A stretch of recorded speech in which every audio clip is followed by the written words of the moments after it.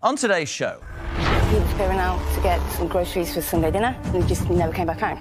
And then it was about 9 o'clock, I got a phone call. He said he'd been kidnapped.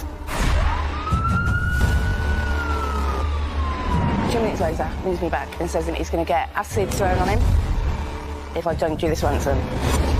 I had armed forces at my door, the guns, and the telephone's got bugged. This was a £30,000 operation. As a result of that, you think if you could lie about something so awful... What else could you lie about? Is that why we're here today? I go round to the shop. She starts accusing me of cheating. If I'm more than 10 minutes late, the shop's only round the corner. I phoned the police, and when it went to court for harassment, they just gave him the restraining order. You get text messages from her saying what? He performed oral sex on her.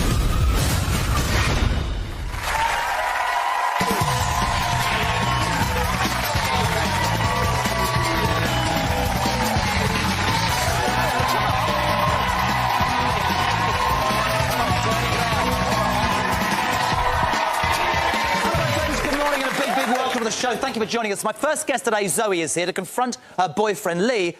She says he's a liar. Why? Now, this is unbelievable, even by my standards. Early this year, so Lee went out. Then he faked his own kidnapping. And she paid a ransom of 80 quid.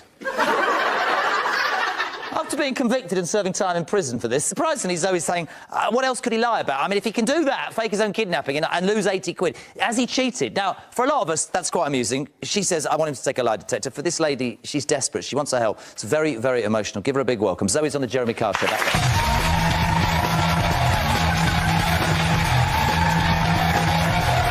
You all right? You're all right. Fine. Take a seat. Okay, here. Oh.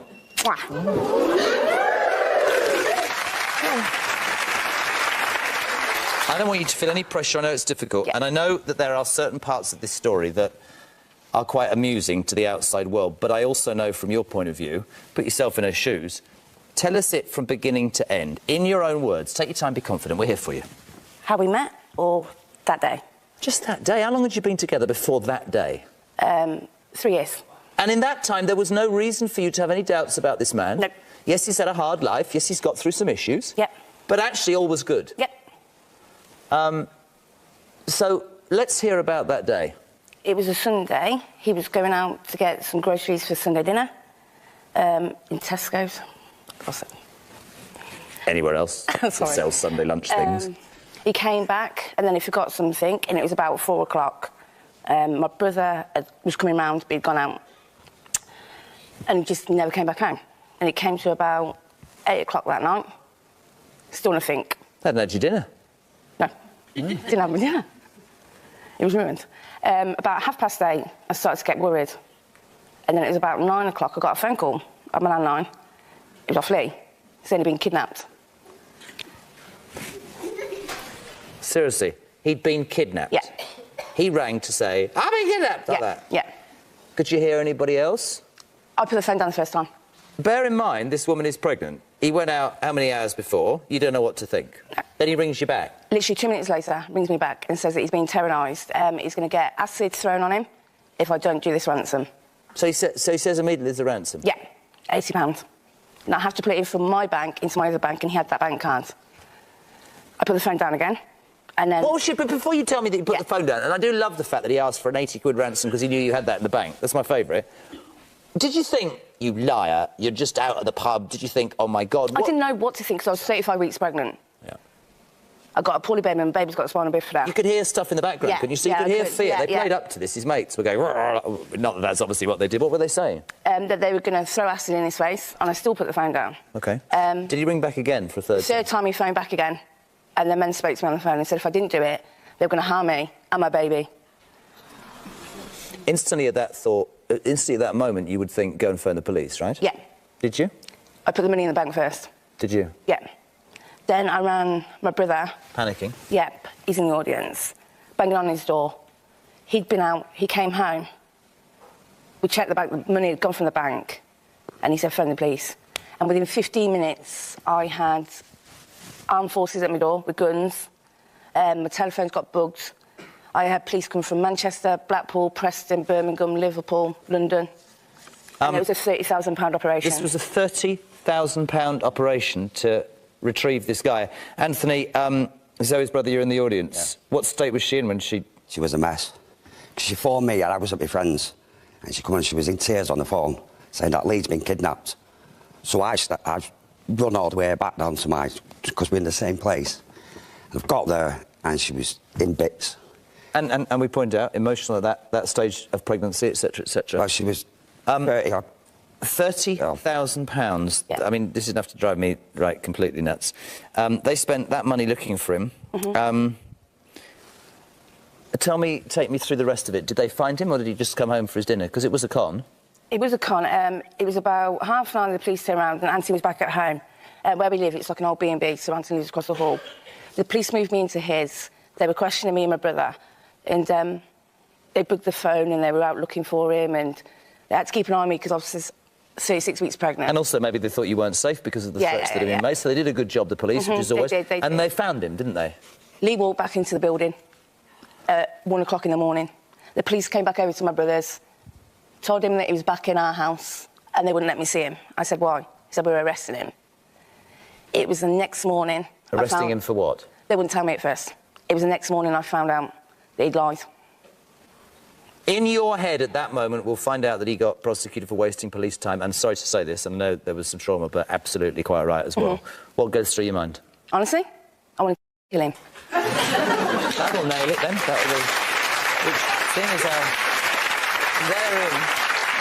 And therein the irony, because you spent on 80 quid in your own mind, genuinely trying to save him. He was, as a result of this, he was prosecuted by the police, quite rightly, and spent 8 weeks in jail. The sad point of this... He missed our son's birth. But can I just say one more thing? If that had been true, it's not them he should have been scared of. It's me. Now, he comes out of prison, you've got the child. Yeah. It's never been the same since, because in your mind, they could, and maybe is more, right? Yeah. You had a lot of publicity, didn't you? That was difficult. Yeah. People were... Did you think about leaving him? Was there any part of you at any point that thought, I'm going? No, because of my little boy's sake. And because I do love him. I do love him. He knows he's a prat. Why did he do it? He said he was helping out friends. But that money could have gone on our baby. And the thing that winds me up, it was his own money. Ridiculous. I know. And as a result of that, you think if he could lie about something so awful... What else could he lie about? Is that why we're here today? I told you you'd be fine. How good was she? Give her a round of applause. You were brilliant. Really good. Really good. Lee says, I'm 45, I've had a hard life. I did really mess up with the kidnapping thing, but I'm not a cheat. Lee's on the Jeremy Kyle Show that way.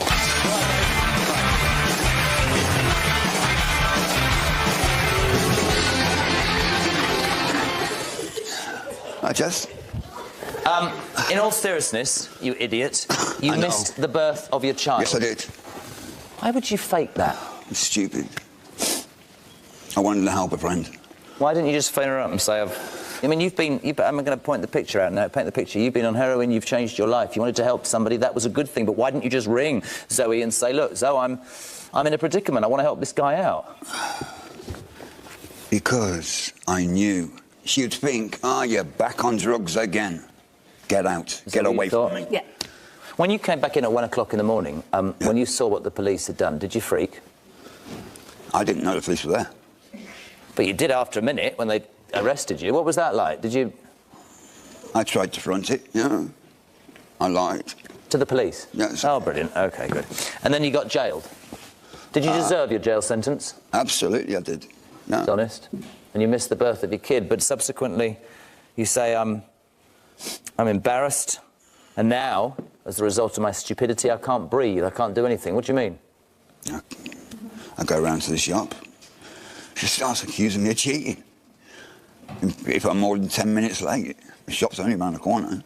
Because you completely betrayed... I don't blame her. It's because you completely betrayed her trust. I know I did. What do you want to say to him? Talk to him. Talk to each other.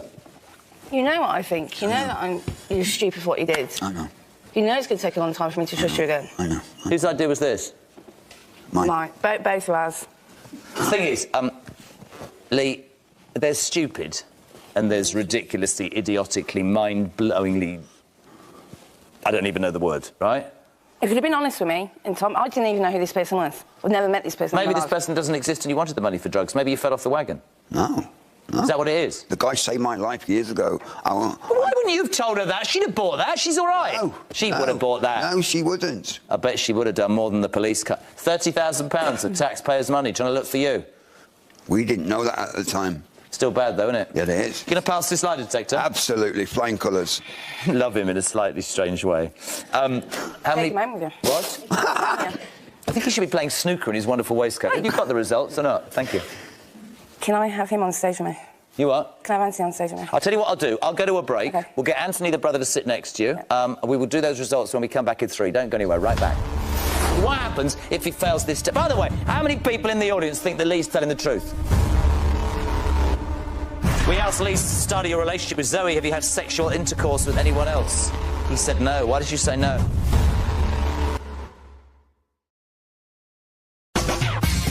Are you and your partner in an open relationship? We're doing a one-off special on couples who share their bed with other people. Perhaps you're a swinger, or maybe you're stuck in a love triangle.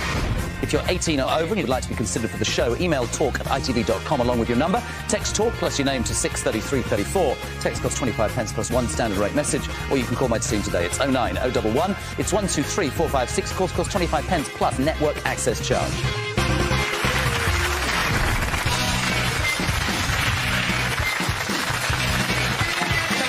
Welcome back for the break. Zoe Lee now joined on stage by your brother Anthony. What happens if he fails this step? By the way, how many people in the audience think that Lee's telling the truth? That he didn't cheat? How many people think he's a liar? 50-50. What about you? Do you think he's a liar? Or just an idiot? Just an idiot. Just an idiot. I'm just a fool. A fool? Yeah. Really important to you, isn't it? She was humiliated, upset, devastated, all of those things. We asked Lee to study your relationship with Zoe. Have you had sexual intercourse with anyone else? He said no. Why did you say no? Telling the truth. Of course he was telling the truth.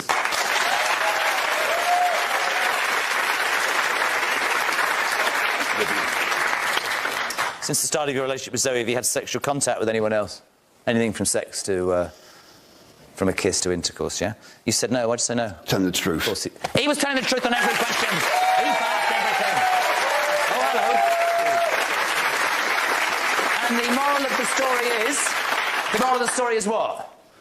However bad your life is, if you want to borrow 80 quid off your missus, it's your own money. Tell her the truth. Don't just go and tell her the truth. Don't pretend your best mate's you've been kidnapped. I still can't get over the fact he only valued his life at 80 quid. It was all money as well. What? It was his own money. Why didn't you just take the money? It was yourself. I know. It was in her bank account. Are we happy? Yeah. Absolutely. Get Jess. out of here now. Give him a round of applause. See you later, darling. Take care, darling. See you later. Listen real quick, look. See you soon. Take care. See you later, mate. Unbelievable.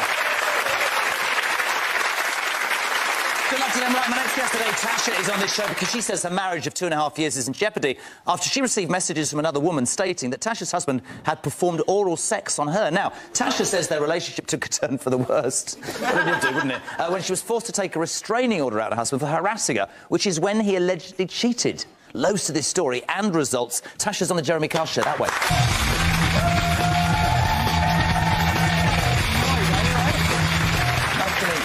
For coming on. You okay? Yeah.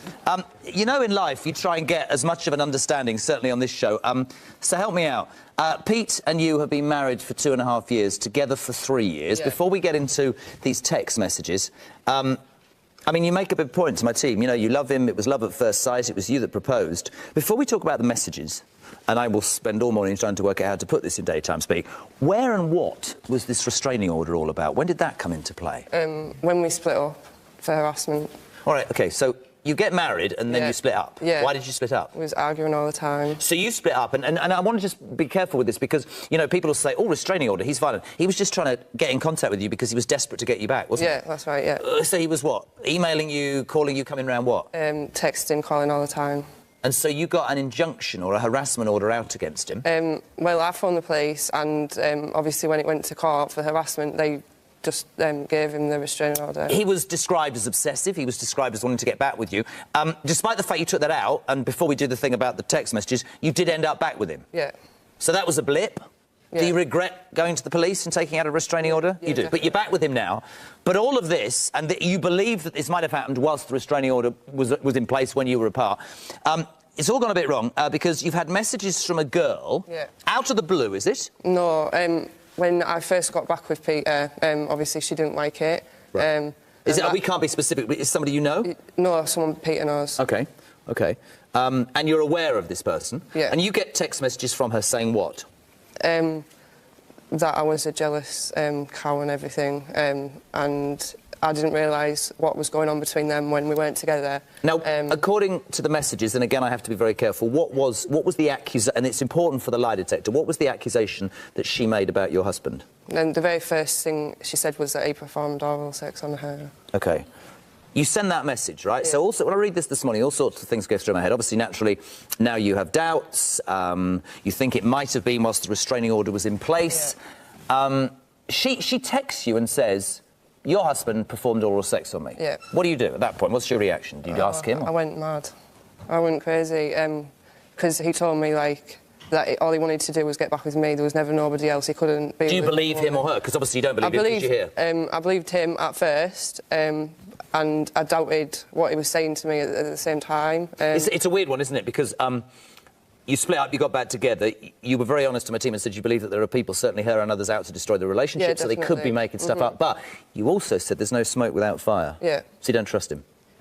I do trust him, but everything she said had a story with it. She was very specific. What do you mean by that? Give me an example. When she said a few weeks back that she'd actually slept with my husband, she said that he went round to hers, they was watching a movie, and she went sort of into detail, like, it was dark, it was in the middle of the night, stuff like that. All right, let's get him out. Thank you for that. Peter's on the Jeremy Kyle show, that way.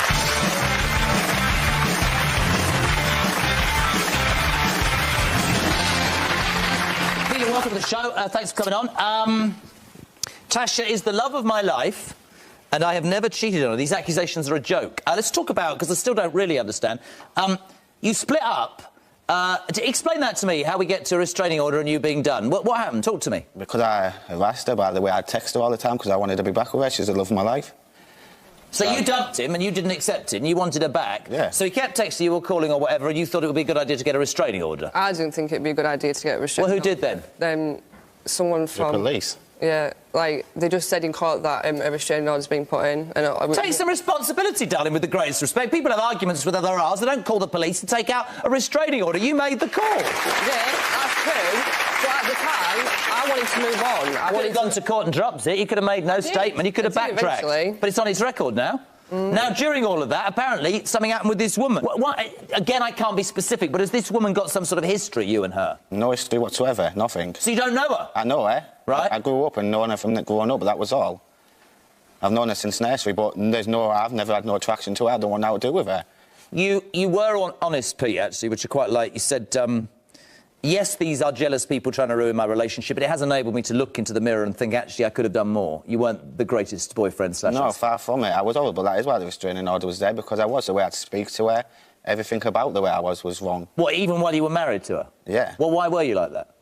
I had mental health issues and I didn't know about it at the time, but then after, like, actually did do me a favour having a restraining order, because in that time I went and got help with mental health people and I've changed the corner, well and truly. Good for you. So this is... That's excellent. These sorts of doubts would affect anybody's marriage. What has it done to yours? Yeah, as is. I think, like, sometimes you don't feel like she trusts me and stuff, so...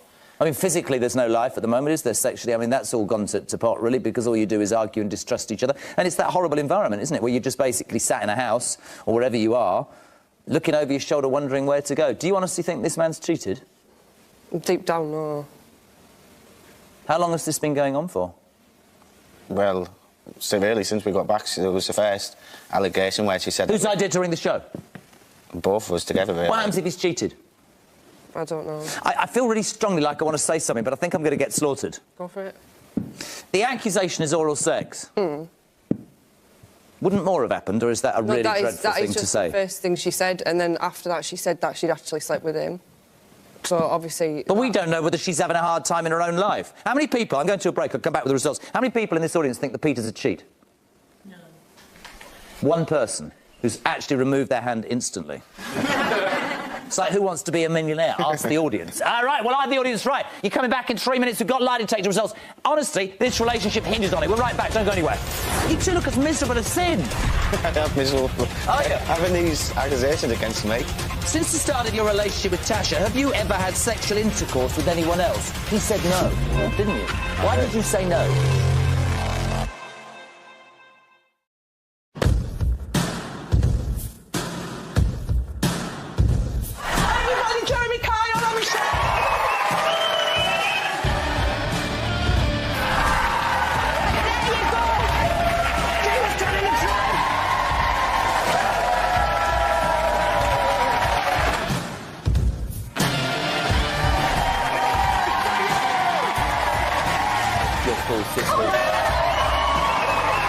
You are going to go to a residential rehabilitation program.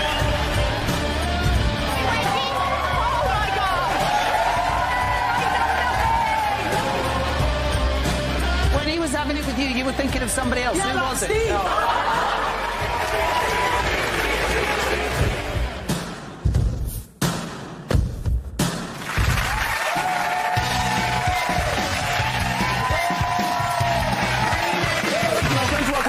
Tasha and Peter, I said to her, with the greatest respect, you're supposed to have... You two look as miserable as sin.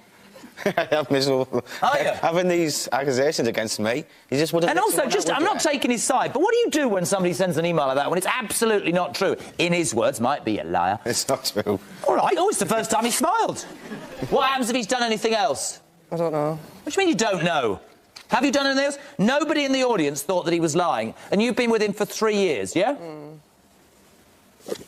Since the start of your relationship with Tasha, have you ever had sexual intercourse with anyone else? We asked Pete. He said no, didn't you? Why did you say no? I'm telling the truth. Of course he was telling the truth.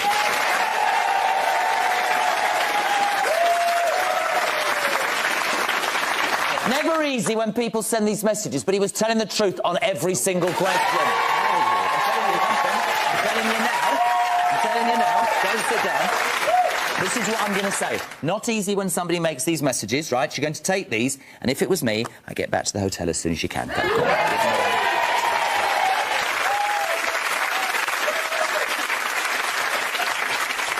Good luck to them. Right, my next guest today, Amber, is here to confront her mother after she says she was forced to choose between her and her boyfriend. Amber says she's currently sofa surfing and homeless, despite the fact that she's 16 weeks pregnant. After controlling mum Kaz gave her that ultimatum, she says she's sick of the control her mother has on her. She wants to be independent. She wants to get on with her life. Listen, let's have a quick word with her, because this is very difficult.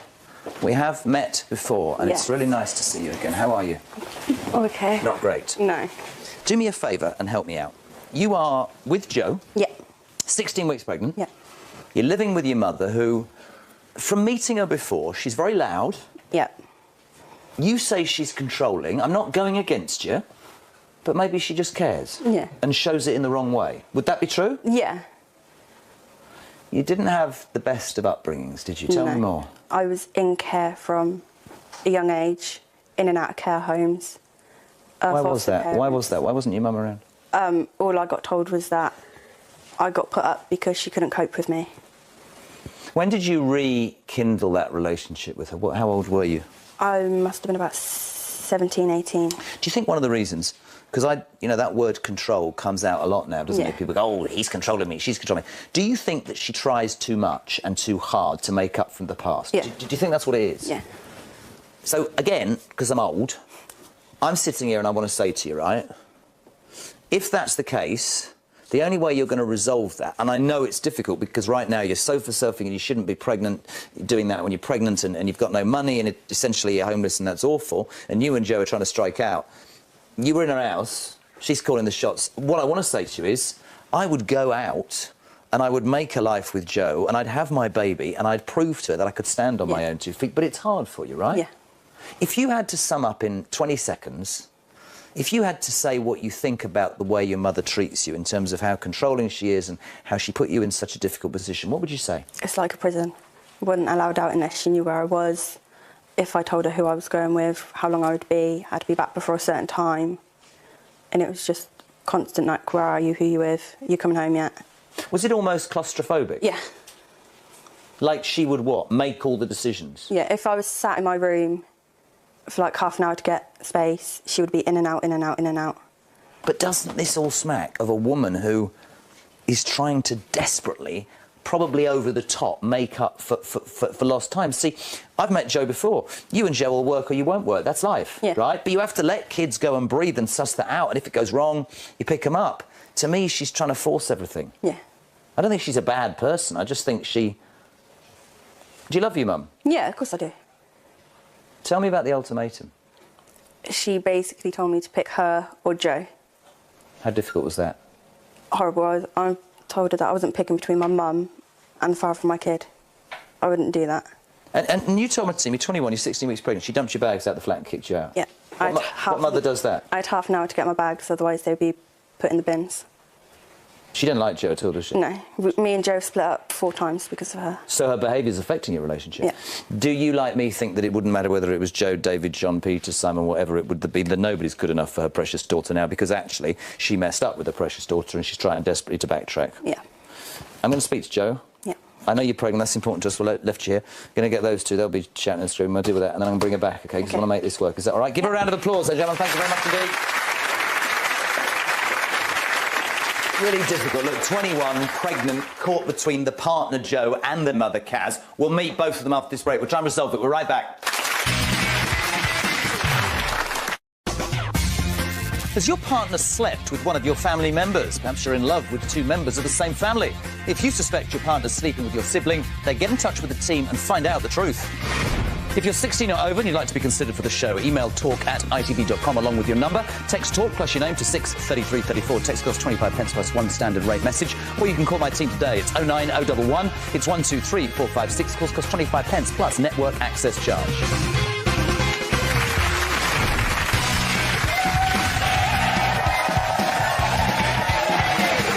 Welcome back. Before the break, we spoke to Amber. You heard her say, look, I'm 21, I'm 16 weeks pregnant, I'm in love with my partner, Joe, and I find myself in this position. My mum's thrown us out because she doesn't like Joe, and I'm stuck between the 2 of them. And, you know, I didn't have the greatest upbringing. I feel like my mother owes me a bit. I feel like she's trying to control me. Let's try and resolve this. Joe is on the Jeremy Kyle Show that week.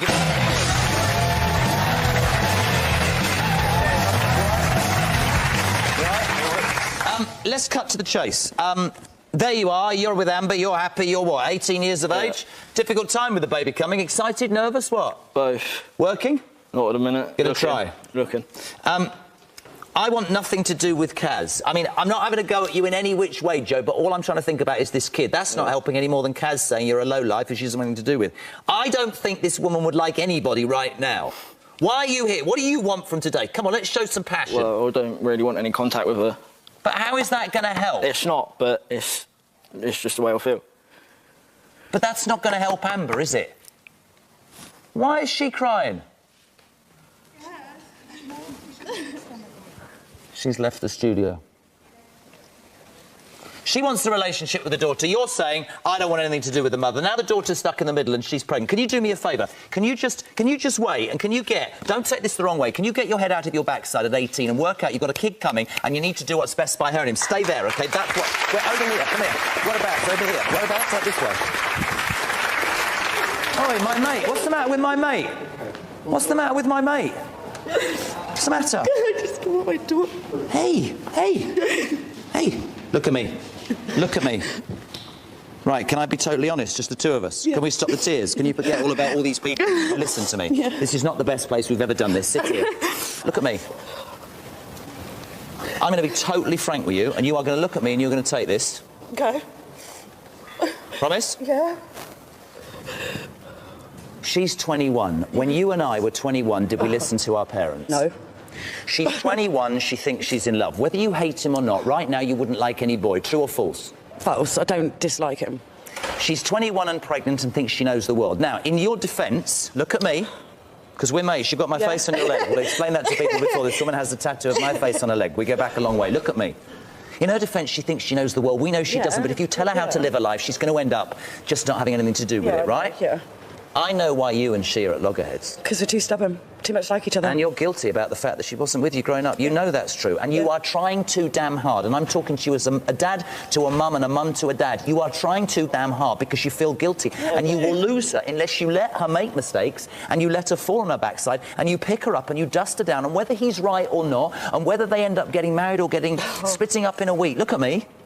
That's their business. I know. And you don't throw a 21-year-old's bags out if you love her, do you?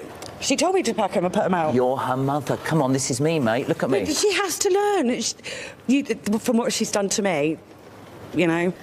What do you want from today? I want my daughter back. See, I don't even think Joe's relevant. No, I it's think not. Joe could be a sorry, mannequin. but- I think Joe could be a mannequin. No disrespect to Joe. I helped Joe. I took him in. I fed him. I did everything. I was doing his washing, feeding him. I got him a job, and he threw it all back in my face. They didn't do anything, did they? No. And they didn't pay? No. You know why that is? Because I gave it too easy. Because you gave it too easy because she thinks you owe her. Now listen, I'm not sitting out here forever because it's freezing cold and it keeps running. Do you want my coat? Just come further in with me and we'll go and meet. I want you to talk to Amber, but away from all that noise, okay? Because it's too loud. Let's go in here and you can relax a little bit. Can you bring me Amber, please? You're the adult. Yeah. You're not going to like what I'm going to say, but you're going to have to give a bit here, okay? She's a little bit bitter about the past. She's making a few mistakes. Yes, she might have said a few things. I've made mistakes. Right, so that's very easy. Right, this isn't very difficult. Let's shut the door.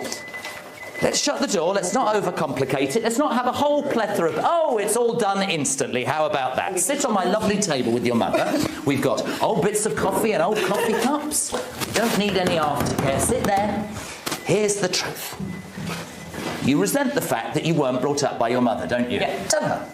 It was horrible. I know. Dad. I know. Whilst saying that, she feels guilty about that because she didn't have a choice, did you? No. Right. So, now you're old enough to live your own life. You don't really want it to be with anybody. I mean, you do, but actually you're trying to make up for lost time, aren't Yes. you? You're quite lonely, aren't you? Me? Yeah. No. Are you lonely? No. We are, but we won't admit it. Two peas in the pod, mate. Yeah. Joe's not the problem here. We are. Joe could be that bottle of water, bless his heart. I don't even want to include him in this. He's in love with her, whether it works. How many failed relationships? I mean, you've got no taste, or you've got my face on your leg. That is taste compared to my exes. See, still got it at 53. What do you want to say to your mum? Come on. Let's cut this out, guys. This is ridiculous. I do feel guilty, Amber. It is my fault. You know, I failed you. And I hold my hands up and I apologise for that. I'm going to ask you, will you give me another chance here? You have to be honest now. Look at me. You have to say what you feel in your heart. And I know what it is, I can do it for you, but I want you to talk about the control. I want you to say. But here's my problem. You can say to your mum, I want you to be less controlling. I want you to stop making the decisions for me, telling me what's right and telling me what's wrong. And this is where it sounds really hard and it's not meant to. But if that's what you want, don't live in her house. Stand on your own 2 feet with your mate. But then on that side, she's 21, 16 weeks pregnant and she ain't got Nish, right? Nish? That's very... The door will always be open for you. Always. I'm never going to turn you away. You know that. Can't you have them back in?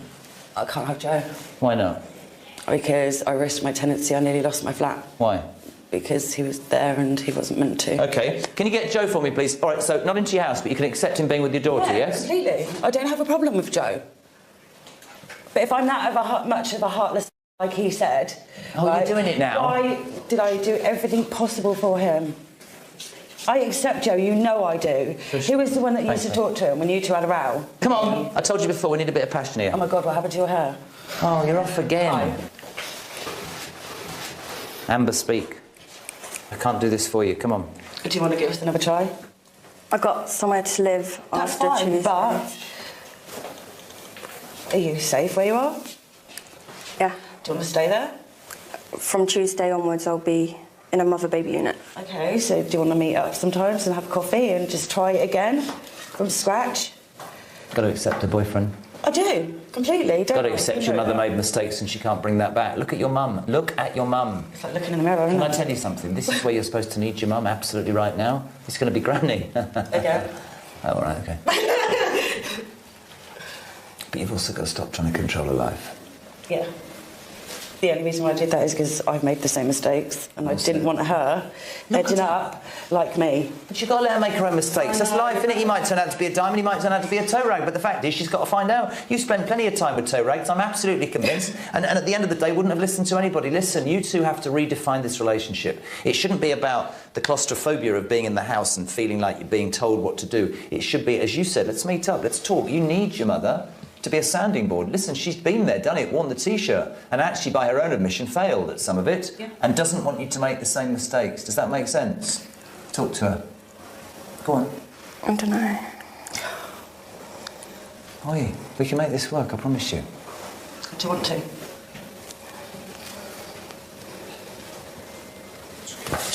Do you want to make this work? Yeah, come and sit. How are you? No, it's fine. I'm not sitting next to you because you'd scare me slightly. All right. I say it. What? I say it. Don't move your hand. What we can't do is... It's quite comfy. Wait, we can't have sulky teenager. Look at her. Come on. Tell her what you want. Less controlling, to be able to do stuff. That's fine, Amber. Of course it is. It is. Easier to do it when you're not relying on her to live in her house or to cook your meals, which is what I said. It's where you come in. Become independent, look after your lady, bring up your kid. In time, the mother then respects what you've got. Do you understand that? But at the same time, if she needs you... I'll be there. If she needs you... it's not easy being a parent, is it? No. You know, I got divorced, and Graham would know this, and I have my kids week on, week off, and at the beginning of that process, right, 3 years ago, I probably tried too hard. I probably made too many excuses because you didn't want to discipline them, because if you did, then they would go home, and for a week you'd feel bad about it, but you've just got to be balanced, and all you've got to do is talk. That's our problem, we don't. Good to look at your mother? We don't talk. Look at your dog. Shut up, shut up. If I got out of the way, would you give your mother a hug?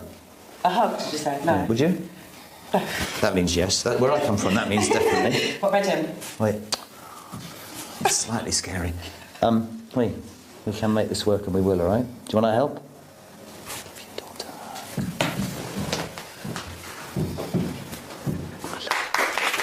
Come on, Amber, give something back to her, mate. Come on. Good, it's good. You're going to help as well, yes? Yeah. Do you understand what I'm saying? It's not easy. Look at me. It's not easy. But we can make it better, OK? All right? Do what I always say as well, all of you. Think about the unborn child, all right? Graham and his team are going to help you. That's important, isn't it? Yeah. All right, we'll leave you with Graham. Oi. I understand where you're coming from, but you've got to meet in the middle. Stop feeling guilty. Stop taking on the world. Be a unit. You play a part. Down to Graham. Give him a round of applause. Good luck to them. We'll let you know. Right, my next guest today, Audrey, is here to find out if Michelle, the woman she tracked down online just a few months ago, is her real sister. Now, Audrey says her and Michelle are met up. They've bonded. But before the relationship goes further, this is very sensible, they need the truth. Audrey's on the Jeremy Kyle Show. Come with me. Give her a round of applause.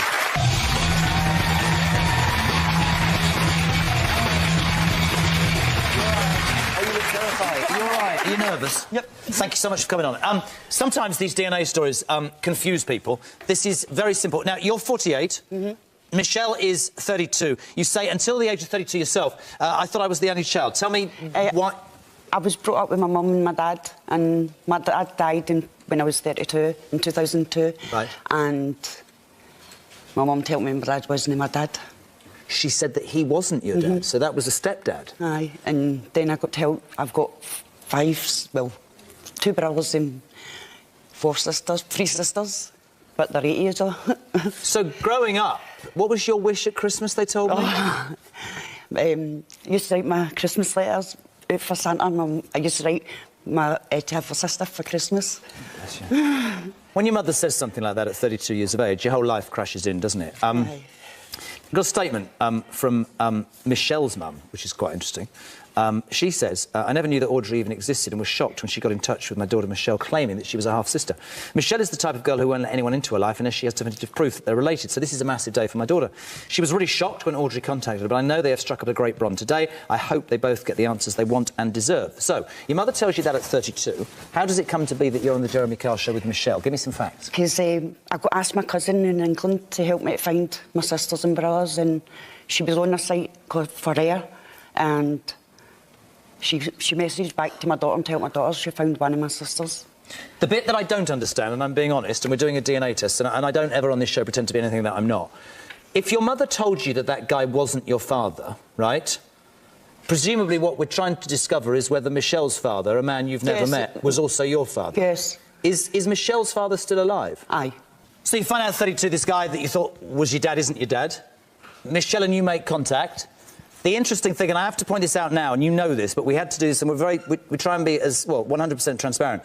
Michelle doesn't have a relationship with her father. He disappeared when she was 16 months of age. You know very little about him. We couldn't get hold of him. Now, when we do sibling DNA, we want as much as we can possibly get, and it's quite probable that you and Michelle's DNA will be enough. If it's not, because we can't get hold of him, everybody must just work together and try and get a definitive answer. Is that OK? All right, so this is massively important for you. Aye. What would it be like if she... I mean, I know you've bonded, but you If she's my sister, I'm good. And then if she's not, she'll still be my sister. Oh, bless you. Michelle's on the Jeremy Kyle Show that way.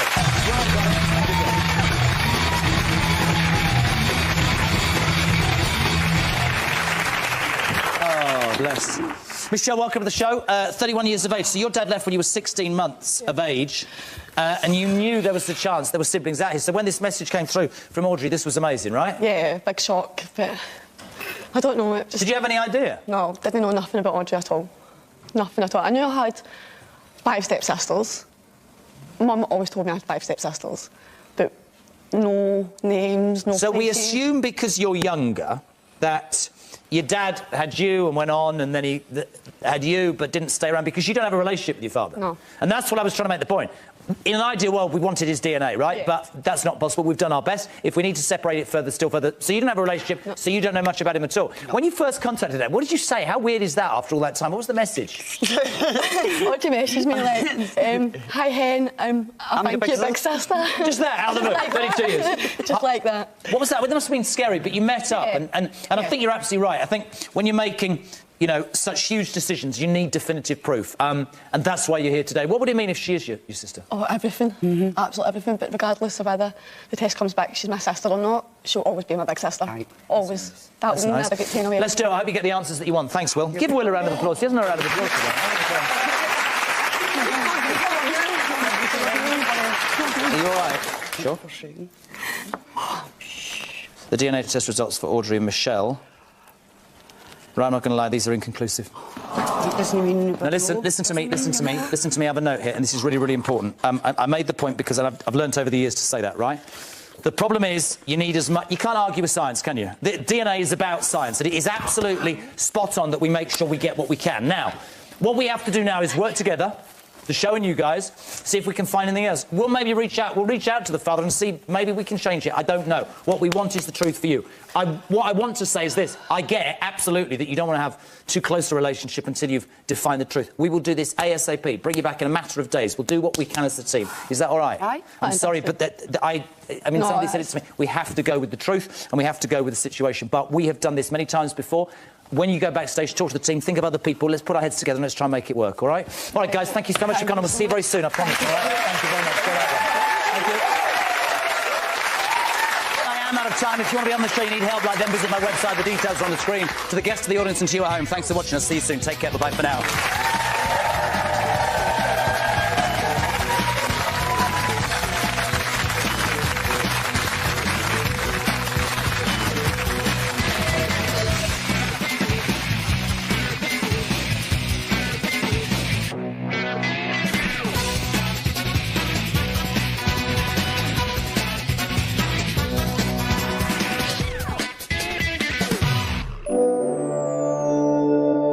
You're watching On Demand. Please check the closing time before trying to vote or enter any competition or other interactivity in this programme, as it may not count and you may still be charged. On today's show, you say she's the stinker of the street. God, she does. She doesn't clean up. No, she don't. It's horrible. She lets a cat all over the floor, a dog all over the floor. You say she's a scrounger. She's always... Yes, she is. We've given cat food, dog food, money, you name it, we've given her, and we've not asked her anything else in return. Come on! Come on, where are you going with this? Look what you're doing, mate. What are you doing? What are you doing? You have done nothing but terrorise my life for life. Shut your mouth. I feel sorry for you. What's mine? You're a joke. My mum was the rudest woman, but I wonder if she had an affair. The DNA test results show that you two.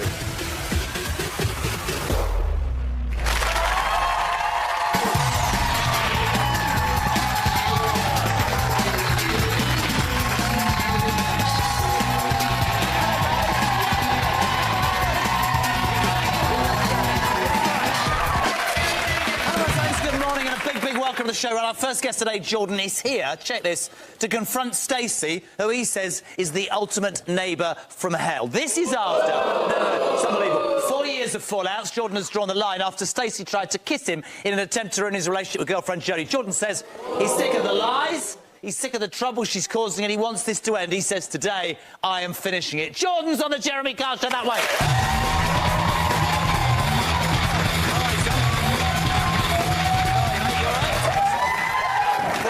This is the... I'm slightly confused about this because my nightmare neighbour's not a lesbian. She tried to sleep with me. It's not more tried to sleep with me. She tried to kiss me in the kitchen as I'm trying to confront her as a friend and a neighbour. Let's just be quiet. Let's just talk about it. So you live next door to Stacey. Yeah. You've been neighbours for 4 years. You're in a relationship with Jodie. Yeah. Stacey is, in your words, a neighbour from hell. Well, it's the first year. It was all right. So we were keeping ourselves to ourselves. Normal first year, so on and so forth. And then we started to, and it just all went downhill from there. Why? Right, ourselves. She says it's you lot. No, we've done nothing. She says your house is full of animals. But you say she's got a house full of animals. You say she's an antisocial pain in the backside. Yeah, she is. Apparently, a dog called, is it Peaches? Peaches, yeah. Peaches barks non-stop throughout the night. Yep. Is that right? Yeah. Without fail. Right, I've got audio. I'm going to do this for you, right? This is the dog barking. What time is this? It goes on. It can vary. Right, add to that, because the dog stopped damn well barking. Whoever created that sound, that was rubbish. Add to that, she plays bass music all day. Have we got that as well, Matt? Can you play that? This is a recording. Can we add the dog in? Add the dog in.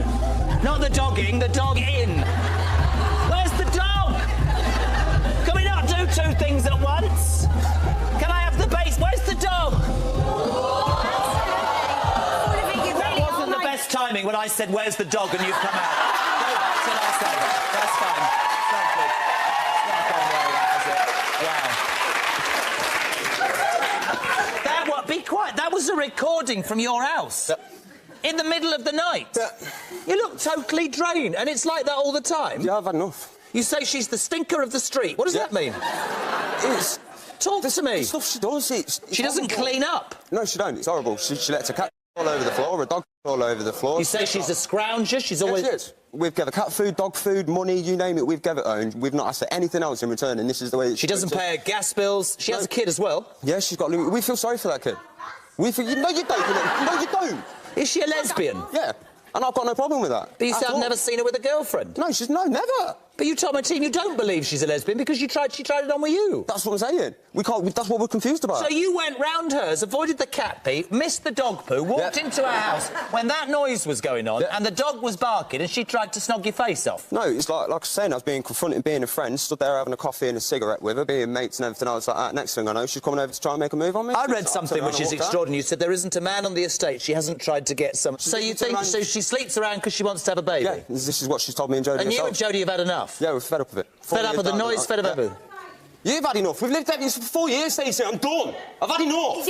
You're calling me... How am I don't go with anything, George. Don't go with anything, Stacey. Stacey's on the Jeremy Kyle Show that way.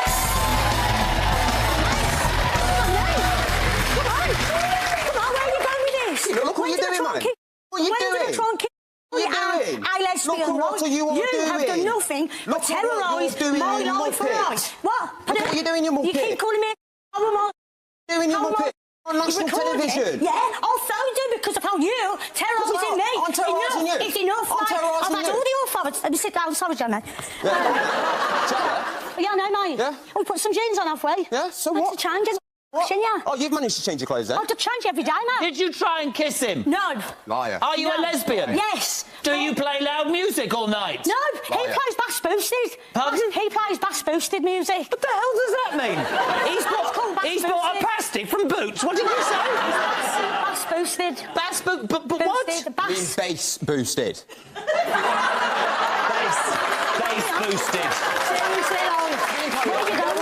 Listen, I used to be a DJ.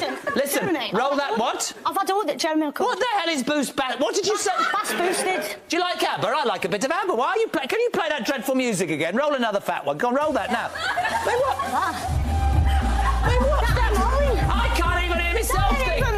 Right, you've got that. See if the sound department are any good. Play a bit of ABBA for me. You're absolutely full of it, I swear to God. Yeah, cool. Play a bit of ABBA for me. Everybody who knows me knows full well. Play some ABBA!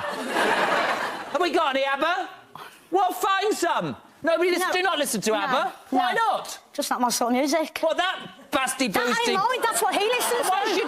Why is your dog barking? A dog barks. A dog barks. What's it? They've got 3 dogs. Yeah, 3 dogs that don't even make a noise. chickens. You would understand that music and a dog barking. Go on, then, make my list of animals. What's the issue with the dog barking? Go on, make my list of She animals. says your house is... She says you're a scrawny tramp. Your clothes smell of cat wee. Your clothes smell of cat wee. And your girlfriend calls herself an animal lover, but, You know, when do you ever walk your dogs? When do you ever let them out for a pee and poo? Your animals, you're always moaning. Why don't you all go to work? Moaning. Right, basically, Listen, do you play that music? No. Well, you obviously do that to record it. That's his. Why are you recording your own my own music? Well, you know, why would I try it on with you? I haven't. Round. If that's the telling case, all the Stacey, why am I neighbours still on that- Right, welcome back to the nightclub. We're going to call it JJ's. Just turn that music up again. Just... Oh, Jesus, God. It's not even more music. Why would you live next door to anybody? It's not even more music. I don't listen to it. If I could get my phone up and shut and... Yeah, again, look. You know the... I'm sorry. You know it. 3 minutes, don't go anywhere. How dare you, lad? Yes, he does smoke cannabis because his back is really bad. Yeah, you're always saying he's trying to cheat on you.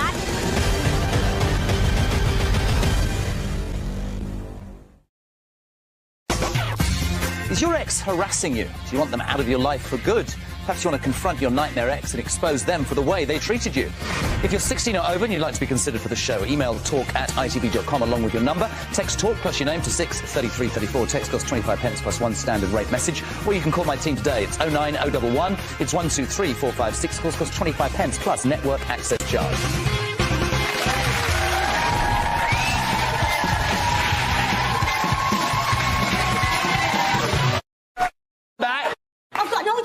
What do you mean when you say I don't need it? Yeah, that's just in your living room. What about your hallway? What about your bedroom? The puppy? How's that? Sleep. In my Put bed? the music back on again. Music on again. I've been inside. You're full of it. You're a moron. I've seen it all with my own eyes. Yeah, I'm not going to say it. No, you have not. Yes, you stop lying.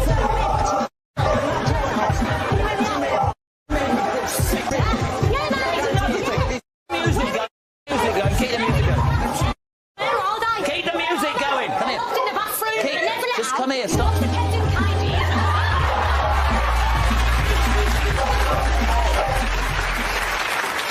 What do you mean when you say I'd like to have a baby by any means? Yeah, because he's trying to say that I've tried it on with him, tried it on with all these men. No.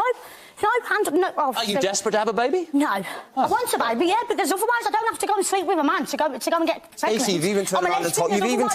Absolutely. You've even turned around and told me. Shut your mouth. This is what you do. What? All you do is talk over everybody because you're doing it again. Shut up. You shut up. You've already pictured me. You have already pictured me. No, you've done nothing wrong. You've had all these authorities. Jodie's on the Jeremy Carr show, the girlfriend.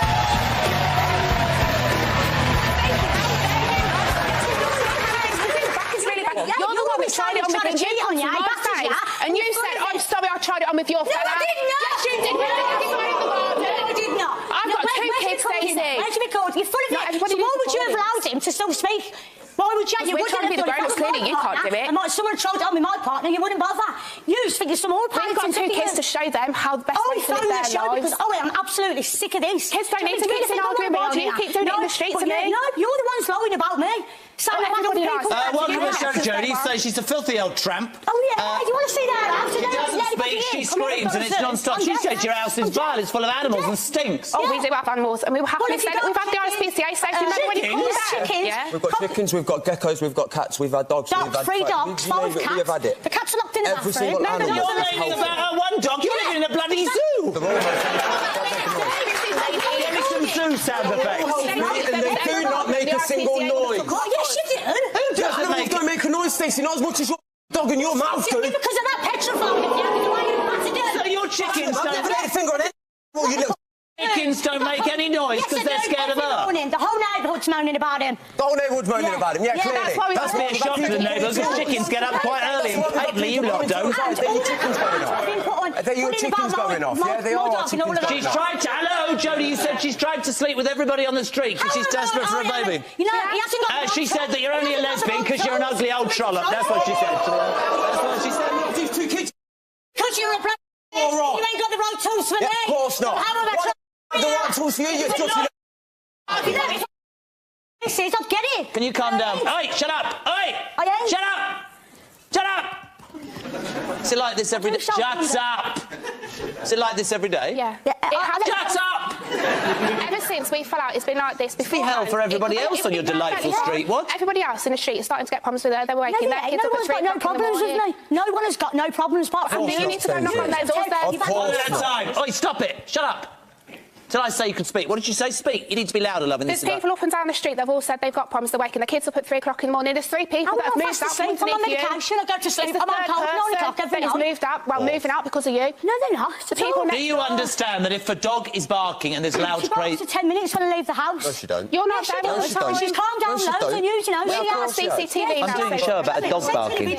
Why are you playing music that loud? Well, everybody else playing it. Why are you taking your recording? Music, you more on it than put it on here. Because you have. I want music, mate. Video of my dog with the sun. You say my dog's vicious. My dog ain't vicious at all, mate. Oh, yeah, We're not saying she's vicious in that sense. What? We're not saying she's vicious in that sense. You said my dog's vicious. She's hyperactive, and that's because she's stuck in a house all the time. Take some advice. Dog, did you stamp on? I do not stamp on. Yes, you do. You butted that poor dog. Your dog with a frying pan. I feel sorry for that. I feel sorry for yours, mate. I feel sorry for your kid. You're a joke. They're like you. Oh, they're... Child. Pardon? Yeah, you heard. Pardon? You heard. I told you I've had enough. So all you do... I've had enough, mate. I'm sick to the back teeth. This, after today, mate, that is it. Yeah, don't look in my direction and don't speak about me. Keep my name. This would already be done if you kept your mouth shut and the coppers told you to. Shut up! The police told you to stay. The police told you not to talk to us. You got moved out of your house. What come of me? Oh, nothing, because I'm squeaky clean. Yeah, of course you are. Why don't you lot just do... You got moved out. You got moved out. No, I didn't get moved out. I decided to leave and clean myself. I left my house. You got called to social services. I left my house. I left my 2 kids. Check it with social services. They gave me the choice. Oi, you two. Oi, shut up. They gave her the choice. Oi, shut up, you as well. I don't want to hear from either of you two. Can you please speak? Shut up. Why can't people just go, patently, there's too much water under the bridge, we're just not going to have anything to do with each other? Why is it so vocal? We did that. Nobody else. We did that. We tried it a couple of years ago. We left things alone. We went through probably about 4 or 5 months of not talking. We had the conversation and we all agreed as adults, let's just leave it lie, draw a line under it and let's just get on with our lives. Our kids are friends. They're going to be going to the same school. Your kids are friends? Well, they were. All the summers we've had them on the bounce. Don't you just all need to just grow up a bit? All we want to do is just make civil. At least we live next door. Why don't you just stop throwing the worst insults? I'm not shouting anymore because you're doing my head in, all of you. Why don't you just stop? You've obviously all of you made mistakes, said things, done things, and probably could backtrack on several situations, but you're not innocent, are you? Yeah, with all of this, yeah. I am, because I ain't a liar, mate. I don't believe she tried it on with him. I believe you just try to score points off each other. I think you accuse each other of abusing your dog. What? Why would I want to have been in a relationship for 7 years since the age of 18? Nobody said you... Nobody cheated. Yes, he has. He left Jack because he cheated. He left you because he cheated. Yeah, of course I did. He didn't cheat on me. And then you had next time that hence what's he got to do with you? Nothing. When he left, why didn't you try on with her? Then we could have all been sorted. That's my point. If I was going to try on with something... Yeah, that's the point. Why didn't you try on with your wife instead of you, Mr. Exciting? Yeah, of course you are. I have been for 7 years, Stacey. You've been what? I'm very upset because you haven't got anybody by your side. Oh, my God. I don't need no one. I don't need no one. Why do you keep sleeping with everybody on the estate? I don't sleep with no one. Stacey, with that lad, remember?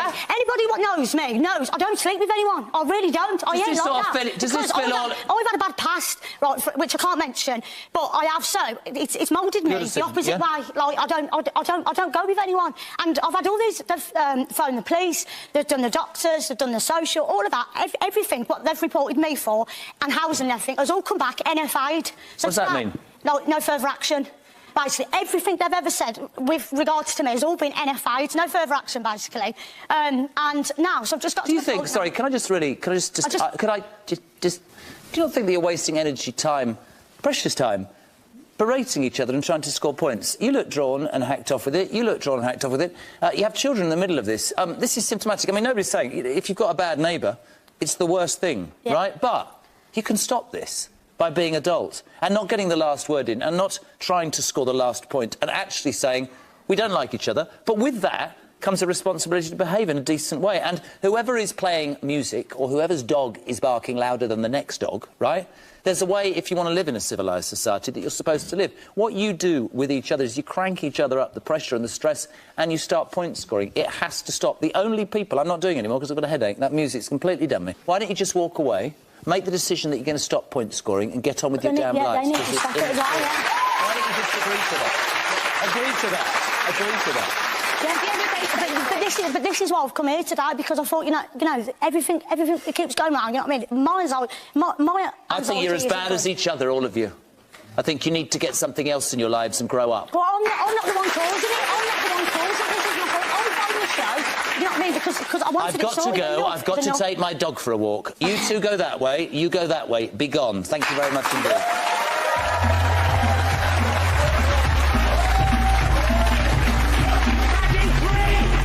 I take that dog out. It's nice. For a walk, I look after the dog for weeks and things like that. Why'd you nick a tablet then? I never took a tablet. Where did the tablet go? I don't know. I'm 50-50, please. And I'm 100. I'm 50-50. Pass out.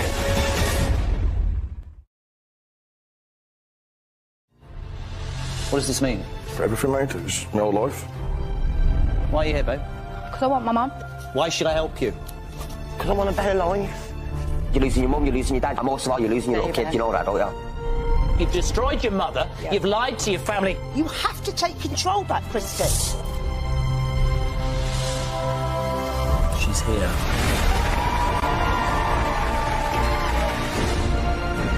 Your full biological sisters. He is your biological. She was telling the truth on every question. He said that this would change your lives. 32 years. It's your brother on the Jeremy Kyle Show. So now here today, I'm with Jeremy Kyle. And I want to try and make you smile. For our marriage vows, I would like to renew, as I would be nothing without you.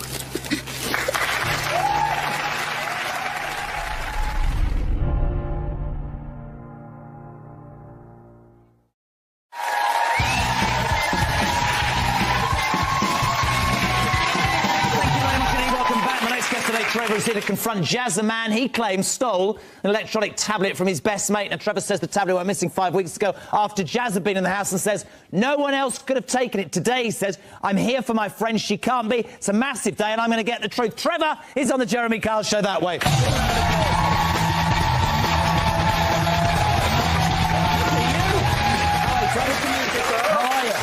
Smart as carrots, you, aren't you? Thank you, sir. Nobody calls me sir. Ah, well, you all right? Yes, sir. I'm very. Yes, thank you. Yes, I'm Mr. not the Jeremy. police, you know. Yes, Mr. Jeremy. Nice, yes, Mr. Nice. Jeremy. Oh, how nice is this man? Yeah, no, all right, thank you. This is a bit. Are you really 62? I am. Yes. Sir. How good does he look for 62? Hold on. 53. You look great, man. You look great. Get this. These people should be at work. Get jobs. So, welcome to the show. I mean, now, can we just do one thing? We're talking about your friend. Yeah. Now, I said to the producer I can do French, and her name is Aurélie. Yes. What do you call her? I just say Aurélie, but what you say is good. What you say is good, but that's fine. Yeah, we're going to do it. Aurélie. Aurélie. No, not oh really. Aurélie. Aurélie. Brilliant. Anyway, how long have you been friends with her? Oh, over 8 years. Over 8 years. Some of the people that come on this show, they talk about large amounts of money. Some people, when theft's involved, it's not about the value, it's about crossing a line. The accusation today is that a joint friend of yours, Aurélie, yes, who's called Jazz, it didn't get any better, this, does it? Jazz, has nicked it. Tell us more. Talk to me. Why are we here? Well, we're here, please, because I'm backing up Aurélie 100%. Aurélie thinks that Jazz has taken a tablet. How long have you lot known each other, been friends? You said 8 years. Has he been involved as well? I've been friends with Aurélie for over 8 years. I've just known Jazz for maybe a year or two. You described him as a dodgy character. What do you mean by that? Well, it's... Well, you are. Yeah. You're very dodgy. Yeah, he's sort of streetwise kind of guy. He's streetwise? Streetwise, yeah, you know what I mean? So... You know. What does that mean? That sort of means he can handle himself on the street, you know what I mean? He knows how to behave. You think he could do this? Do you think he could nick this? Do you think he could have the potential to be a tea leaf, yeah? Yeah. You're on the firing line here. You say you're 50-50. You think maybe he would have the potential... Sorry, what's he doing? Where's it? Sorry, get him out. Who said he could come out? Get off! Go away! Go away! What is that? Dan, do they have to get into my house before you stop them? He went like that! Take it easy, man. Yeah. Dan! Steve, have a word. He's not quick. We've had this.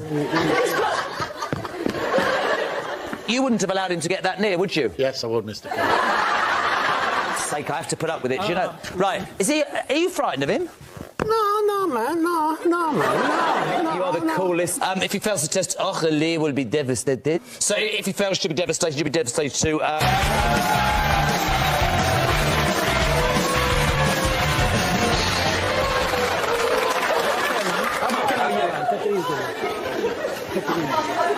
What are you walking towards me for? I was going to shake your hand, you muppet. I was going to shake your hand. OK. How are you? I'm good. Jazz. Always difficult, I'll give you that on this show when you come out. Second, somebody's out there, but to be fair to Trevor, he's not sitting here making a whole list of accusations. But Aurelie says that the tablet was stolen 5 weeks ago. You ran the flat. When she went out of the shower, she come out, tablet had gone, you've gone. They think you've done it. This guy's in a difficult position because he's sitting here taking it because he's here for her. Tell us your side of the story, really important. Right. I was round her house. Are you friends, close friends with her? I'm very close friends. We've been close friends for nearly 8 years. OK. Are you 58? Yes. You look good as well, don't you? We take the dog for a walk. I go round there. She's not a well woman. OK. I take her dog out. Nice. For a walk. I look after her dog for weeks and things like that. Why'd you nick her tablet then? I never took her tablet. Where did the tablet go then? I don't know. All right. You sound fuming. I've been accused of robbing it, and I would never, ever do that to this woman. No, I would never do that to her. I've helped her out a lot. What's it like to be accused? It's been rotten. You're getting in London. We go in South London, and people are saying to you, oh, she's amended, you know, she said that, and it's nasty. That's why I come here 100% prove that I never touched it. Quite right. Why don't you believe it? It's nasty. Because it isn't nice to be accused of something you haven't done. Yeah. I'm sick of being, you know what I mean, in the rumours right there. I mean, but... I'm the one who helps her out with the dog, you know I don't. Yes. I help her out, walk the dog, I look after the dog. Yeah. I help her out, I give her TV. For a walk. It's whether you've taken the tablet for a walk. And I've never touched anything. I've never stolen a thing from her. You didn't take the tablet for a walk? No. I took the dog for a walk. Why isn't that enough for you and Aurelie? Why isn't that enough? He's quite passionate about it. He looks like he means it. Why isn't that enough? Well, Aurelie thinks... But Aurelie knows you... Yeah, but you know what I mean? I'm not going to start saying too much. Do you think if you do pass it, the relationship with the three of you can get back on track, or has too much been said? Has it hurt you? It's sort of 50-50 on that. Yeah. It'll be 50-50. I'll still help if I can, but it won't be as like I used to. You said I've actually turned her house upside down to try and help her, but would it also be fair to say, Trev said you're streetwise, I don't quite know what that means, but have you got a bit of a past? Have you stolen the past? No. Have you ever jacked the lad? No. Brilliant. No, I've not. Well, you said you were a dodgy character. I don't even call me a dodgy character, but you call me an EastEnder. But I'm not a dodgy character. I've never stolen nothing. No, I understand. Not every EastEnder's a dodgy character. No, but call me EastEnder, you know what I mean? Never mind, that's ridiculous. I mean,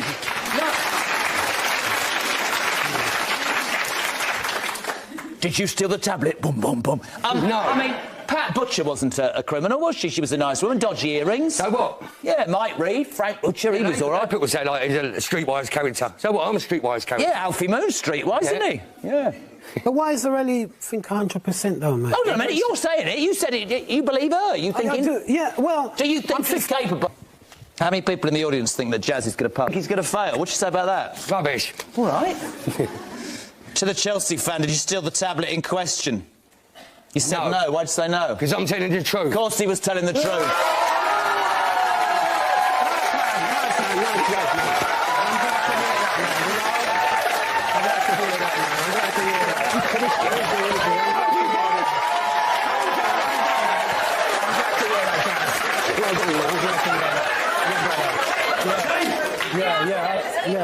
Yeah, man. I'm glad. I haven't done the second question. Your backside's showing. Do you know for sure who stole the tablet in question? You said no. No. Why did you say no? Because I'm telling the truth. Yes, he was telling the truth.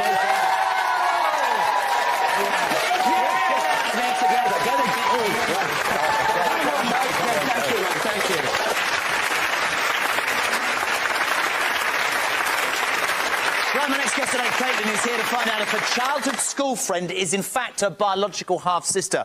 This girl has got an extraordinary tale to tell, and it is a massive, massive day, and she's nervous. Caitlin is on the Jeremy Kyle Show that way. Give her a round of applause.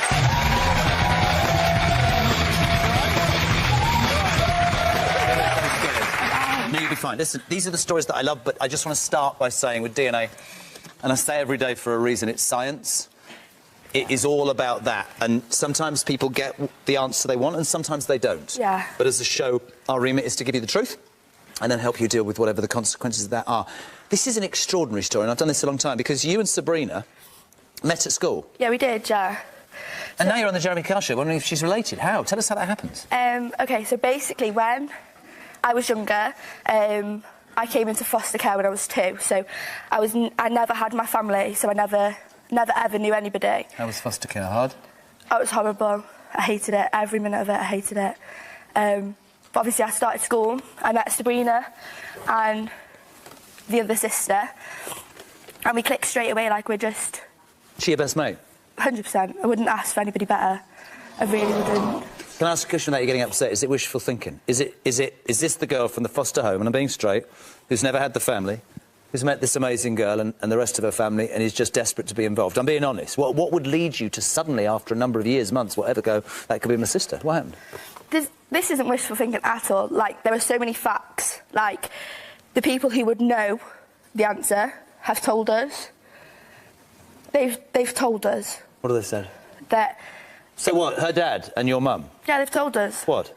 That 18 years ago, around the time that I was conceived, they were in a relationship, and my mum fell pregnant with his child. 18 years later, I'm that child. Why has it taken so long for this story to come out? I'm not being rude to your mum, but why did nobody tell you this earlier? Because I've never had that relationship with my mum. I've always been the black sheep of the family. Foster care's hard. Like, with my foster care and my life, I've never had any of my family. I think you're amazing, by the way. Thank you. I really mean that, to come here and do it seriously. I really also like... I like the fact that you talked about how you seem quite balanced, and the reason I started by saying it's science, it's a bit of a far-fetched thing, this, right? Yeah. You said this is instinct. I've done this a long time, and people will come here and they'll go, I haven't got any definitive proof, it's just in my guts. What would it be, or what would it mean if she is your half-sister, that you finally have that family? I mean, it would mean everything to me. And what if she isn't? It doesn't matter. She's still... In my eyes, she'll always be my sister. And what is it... I know what it means, I just have to look in your eyes and see that, but if she wasn't, would you want our help to continue looking? Yeah. Obviously, I think everybody wants to know who their real dad is. There's no denying that. Can I say something? I'm going to sound like a real old man now. OK. Every day I speak to a lot of people, many who have been in the foster care system or been adopted or whatever. A lot of them say it was awful. A lot of them say it impinged on my lives and that's why I do what I do. I think you are living proof. I mean, fair play to you, because if this is your family, if you discover who your parents are, they've missed out, mate, because the way you've come out of that system sort of gives me the belief that people can be all right, and I mean that, because you've done really... They've been telling me all morning how well you've done, OK? I hope I can give you good news, but I can only read what's in the envelope. How good is she? Give her a round of applause. Anyway, I would be proud if you were my daughter. I think you're a fantastic girl. Sabrina's on the Jeremy Kyle Show that way. Well done.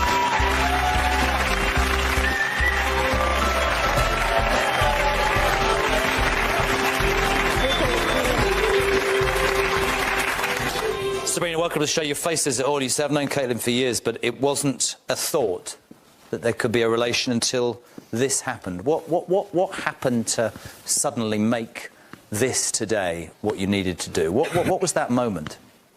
My dad and her mum, basically, they told us both, didn't they, that you might be my sister. How do you feel about that, sweetheart? Scared, because I didn't know. You're not ruling it out, I guess, for all of you. It's scary. Does it make you judge your father differently? Does it make you judge your mother differently? Or is it just about... It does? Yeah. Definitely. Because you didn't know? Do you want her to be your sister, or are you just a very nice person and a great friend who wants her to get some answers? I want to be there for support, and I do want her to be my sister. Can you get me the results, please, Will? Thank you. Where I come from, everybody should know, Caitlin, and I hope that you get the answers that you want, but you understand from my point of view, I only have to read this. You're right, sweetheart. Whatever happens with this envelope, we will give you the support that you need. The DNA test results show that Caitlin and Sabrina, you're not related. Telling you, you're going to come... It's not fair, is it? Too many people. It's awful. Oh, dear me. 18 years and then somebody just puts something in your mind and then that. So sorry. Lies all the way, right? But listen to me, and I want you to understand this, and I mean this from the bottom of my heart. Steph, Graham, the aftercare team, OK? Can somebody get Sabrina around quickly for me, please? Listen to me. We will do whatever we can. I'm not saying we'll get an answer, but I'm pretty sure that we will be able to help you. Sabrina is really, really upset. She doesn't want to come back on camera. That's absolutely her right. We'll work with her. But I want you to know something, and I mean this because I've done this a lot. Steph will back me up. I don't care how long it takes. We'll get you some answers. I promise you. But as I said to you, the hardest thing is that's science. Yeah. And I can't, much as I'd like to, babe. But can I ask you to hold on? Oh, she is coming. That's great. Can I ask you to hold on to one thing, which I want you to listen to me for, right? The old man. You're brilliant. Thank you. And where you've come from and what you've achieved and the way you speak says a lot. You could achieve anything. Do not let this knock you back. She's your May. We'll get you answers. You'll find out. I promise you, OK? That's what you've got to believe in. I think it's good for you as well. You OK? Yeah. I've just said to her, she's an incredible young lady who's had an awful lot in her life. The both of you have people say things to you and it's been difficult, but we will not only look after you, we will do everything we can to get you the truth, all right? Sure? Yeah, thank you. She's a good girl, isn't she? Nice to meet you. Thank you. I promise you, you'll be back here and you'll be saying, thanks, Just. Nice to meet you. Give them a round of applause, baby. Thank you. Always difficult, those sorts of stories. Sad day for her, but I promise you we'll work with her, give her the resources and see if we can get her those all-important DNA answers. We're back, by the way, in 3 with more from The JK Show. Coming right back. I'm sorry, it's just... No, you're all right, pal. 3 weeks ago... Yeah. You discovered that on his birth certificate... I've never been James. My name is different to what my mother told me it was for 60 years.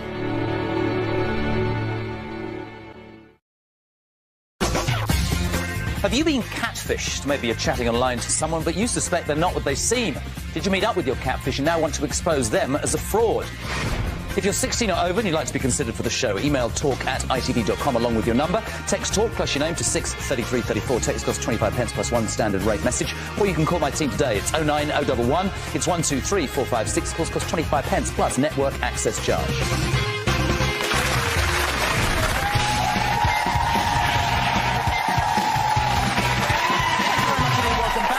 Today, Jack has always had doubts about whether he and Tony share the same dad. He says that he's always felt like the odd one out, and after 60 years of doubts today, a huge day, he's finally going to get the truth. Already here. Give Jack a round of applause, guys.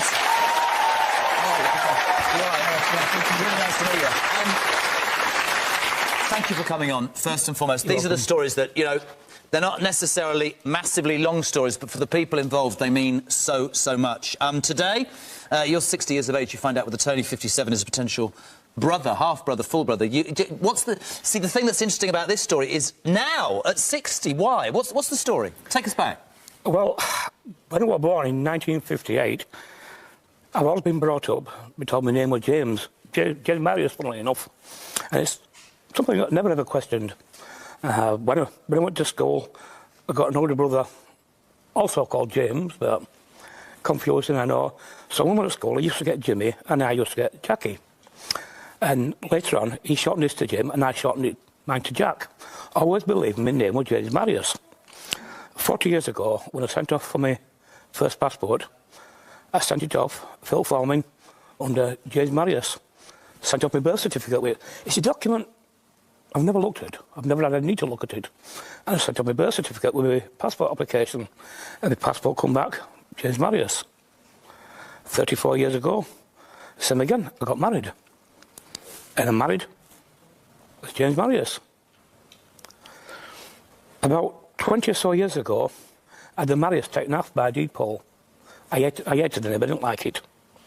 And just James, I've got James on my driving licence. 3 weeks ago... It's unbelievable, this. I was looking... One of my daughters looking for it, because I've recently moved out. I recently moved to a bungalow. And... I'm sorry, just... No, you're all right, pal. 3 weeks ago... Yeah. He discovered that on his birth certificate... I've never been James. My name is different to what my mother told me it was for 60 years. I'm so confused. Both of my brothers think I'm wrong. It's a load of rubbish. Yes. But today I need the truth. What is your name, then? My name's Jack. I've always been Jack. And you didn't know that? Never knew it. But what bugs me is passport office, registrar's office. They can't have checked my birth certificate. They never picked up on it. You say my mum was a religious woman, but I wonder if she had an affair, and that's why my dad was nasty, because this is relevant. You say growing up, you felt like the outsider. You felt like he pushed you out, treated you differently, yes? Oh, yeah, he was a bully. He bullied me. Did he? Like rotten, yeah. And to be honest, I'll be truthful, I hated him. I really hated him. And... So, bearing in mind that you hated this guy, what I found quite interesting was that I'll be devastated, you said, that if I have a different dad to my brothers. I hope I'm wrong. I hope my brothers are right and we're full brothers. If you're not full brothers and you're half brothers, that will mean you have a different dad. Yeah, that will be, in your mind, why the guy bullied you, because your mother had had an affair, given birth to you, and he took it out on you. But judging by what you thought about the man, don't have a go at me, won't that be good, that you didn't have that bully as a father? No, because I want closure. If it's not my dad, I'll not know who my dad was, because I'm 60 years old now, and if it's not my dad, I'll probably never find my dad. He might even be dead. I must say, I don't think in all the time that I've done this, if I've done this for somebody at 60 years of age, it must... Well, anybody can see what it's doing, what it's affecting in those last I didn't expect it. I bet you didn't expect to be here. Certainly not, no. Your brother Tony is here. He says I first heard about it 3 weeks ago. It has, though, which is really interesting. Your brother says it has crossed his mind in the past. What do you want more than anything, that they are full brothers? Yeah. Well, if we're not, they'll still always be my brothers. Fair play. You don't think you are, though, do you? If you were asked right now, do you think you're full and he was the bully, your dad, or do you think your mother did have an affair and it's half? I think my mother probably had an affair. Can we get him out? This is Tony. Tony, his brother, half or full? We'll find out on the show that way.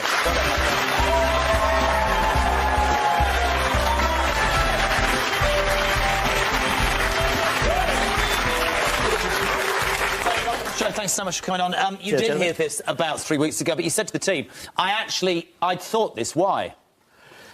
I'd only thought it in passing because of the difference in looks and the difference in mannerisms. Jack carries himself very differently to both myself and our eldest brother. The fact that myself and my eldest brother take after my dad, Jack takes after my mum. Was he treated differently growing up? No. Well, he says he was bullied. Yeah, I never saw it as that. Well, I think what Jack sees as bullying is probably instruction from my dad. And no offence, Jack, but you're not the sort of person to take instruction. Say nothing. Does this mean as much to you guys as it does to him? Frankly, no. That being said, he's my brother. I'm here to support him. I liked your comment as well. You said it's difficult for all of us. I, for example, don't want my dead mother's character being brought down in public. That's right. So when you're sat there hearing your brother, 60 years, 57 years, say, I think she had an affair, that's difficult to hear. It is. What if it's I find true? it quite offensive. What if it's true? If it's true, that's the bridge we'll have to cross. If it's true, I don't personally believe that it's true at all. It would be difficult for me to say. I mean, look at that story about the birth certificate. I mean, that's an extraordinary story. Not really. At the time... But his name wasn't what it was. He was not called what his name was on his birth certificate. That's right. I found out since I've seen the birth certificate. I haven't had a chat with my missus. She says it happens in Ireland all the time. It's a common thing. This is where she's from. And she said it's just a thing. What do you think in your heart of hearts? He believes, don't you, that something happened? I'll put it like that, so I don't disrespect your mother. And that you're only half brothers and he's been lied to. What's your gut instinct, Tony? I think it's wrong. Do you? I think it's putting 2 and 2 together and getting 22. Well, it would be if there was no plus in the middle. What does this mean to you, pal? Well, I hope he's right. If he is right and he isn't full, that will change almost everything you think about everything, I suppose. It won't have any difference in terms of our relationship. It will certainly change everything in terms of... What about your mother's memory? The relationship between myself and my mother's memory. You're a very honest man, and actually fair play to him for coming here, because a lot of people wouldn't. Let's do this. 60 years is a long time. Can I just say, and we always say this is science. This is nothing more than science. This is not debatable or whatever. This was only 3 weeks ago. You based what you believed to be the truth on a different name on a birth certificate, a feeling that you've been treated differently to your brothers growing up. Quite interesting, Tony, your brother said, but Dad and Jack used to argue a lot. They were a clash of characters. My dad wasn't all to blame. The DNA test results show that you two Oi, you are full brothers. Stop there.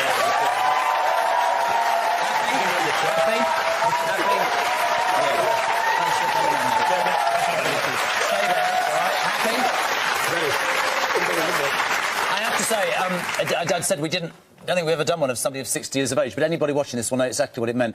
We're glad we sorted it out. We're really, really happy. Thank you both. Listen, if, like these guys, you want to be on and get our help, follow us on social media. The details of the website should be on the screen right now. Thank you so much for watching. Give them a round of applause. See you very soon. Take care. Thank you very much.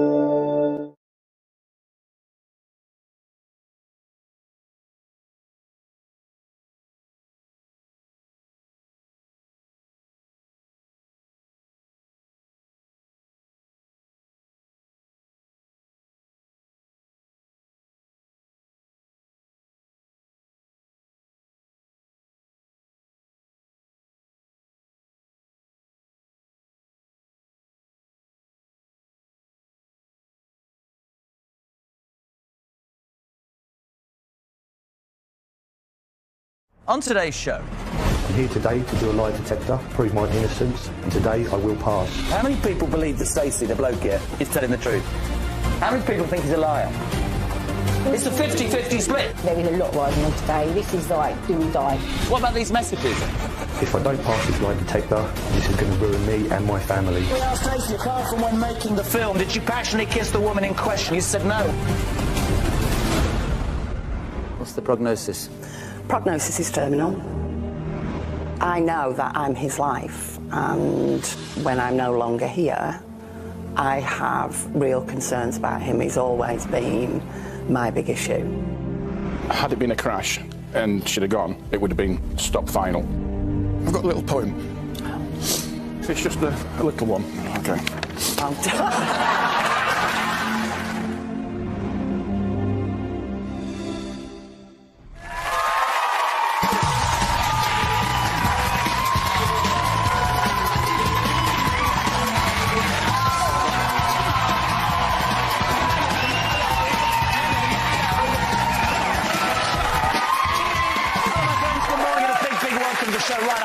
Today, Linda wants to know if her wannabe actor partner Stacey, what's that mean, has been carrying on with a co-star after the cameras have stopped rolling. She claims to have proof that the pair have been going off together for illicit encounters and says if he fails the lie detector, they've been together 3.5 years, no second chances, he's gone.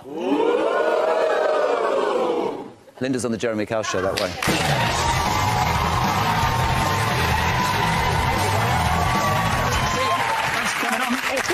Very positive. Well... I bet you didn't think you'd find yourself here, Linda, 44, in a relationship with a man called Stacey for almost, well, 3.5 years. Yeah. How'd you meet? Oh, just local boy. Just met through friends. Local boy? Man. He's 36. He is your toy boy? Yeah. You're quite keen to do this. I described him as a wannabe actor. Can we just get that? What does that mean? In the films that he's doing with the person that we're going to talk about today, basically, he was playing one of the main roles in that film. He was playing a pimp? Yep. Running a brothel. He was running a brothel in this film, and he was a pimp, running women who sleep with men for money. And this woman called, what's her name? I don't think I'm allowed to say, am I? No, you can. Sammy. Because she's done a statement. Sammy is a prostitute, and is that right? In the film. Yeah. Well, yeah, they're in a brothel, and they're like working girls. The boys sort of, you know, take them to parties and stuff like that. Okay. It's meant to portray about abuse. But in the film, they have sex, don't they? Not sex. He basically, she basically. He basically, she basically. What actually basically happens? Basically, she goes down and gives him, and then. That's what the film's supposed to portray. Obviously, it didn't really happen because there's obviously cameras there. Because I'm actually in the film as well as an extra. Sorry, hold on a minute. You're in a film with your boyfriend who's basically about to receive a sex act from a woman. Yep. But they're acting. Yep. And do you know this woman? Yes. So you get on well, his career is good, you've been together 3.5 years, and now you're on the Jeremy Kyle show saying what? She sent me a load of messages. Did she send you this that he apparently, put that up now, that he apparently had sent to her, yes? Yes. This was what was said. Oh, I will, babe, don't you worry about that, you're going to get a right good whatever. Defo going to come down next week and spend some quality time with you. Just had tea and now off to my mum's to see her. Laugh out loud, stay sexy, babe. So she sent that. I haven't even read through them all. I'll definitely come see you next week, babe, for the evening so we can spend some time together and have some more amazing sex. When I see your pics on Facebook, I'll get butterflies in my stomach. You're so fit, night, babe. So Sammy sent those to you, or an anonymous person? She did. Sammy, the co-star who played maybe a prostitute, but I don't know. In the if I'm honest, babe, I think about you a lot, and I shouldn't, but I can't help myself. You're such a good. And what does that say? You are such a good kisser. No, it doesn't. You're such a good 4 letters, begins with S, ends in G. And a good kisser. So, I mean, with the greatest respect, she sends you those, he's banged to right. Surely, you look at that, you go, he's cheating on me. Why we even say it? Why haven't you done one? Why haven't you run for the hills?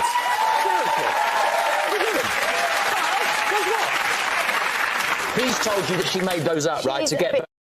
Well, why is he in a film with her, then? Well, we didn't know this about her, but I've been speaking to other people, and she is...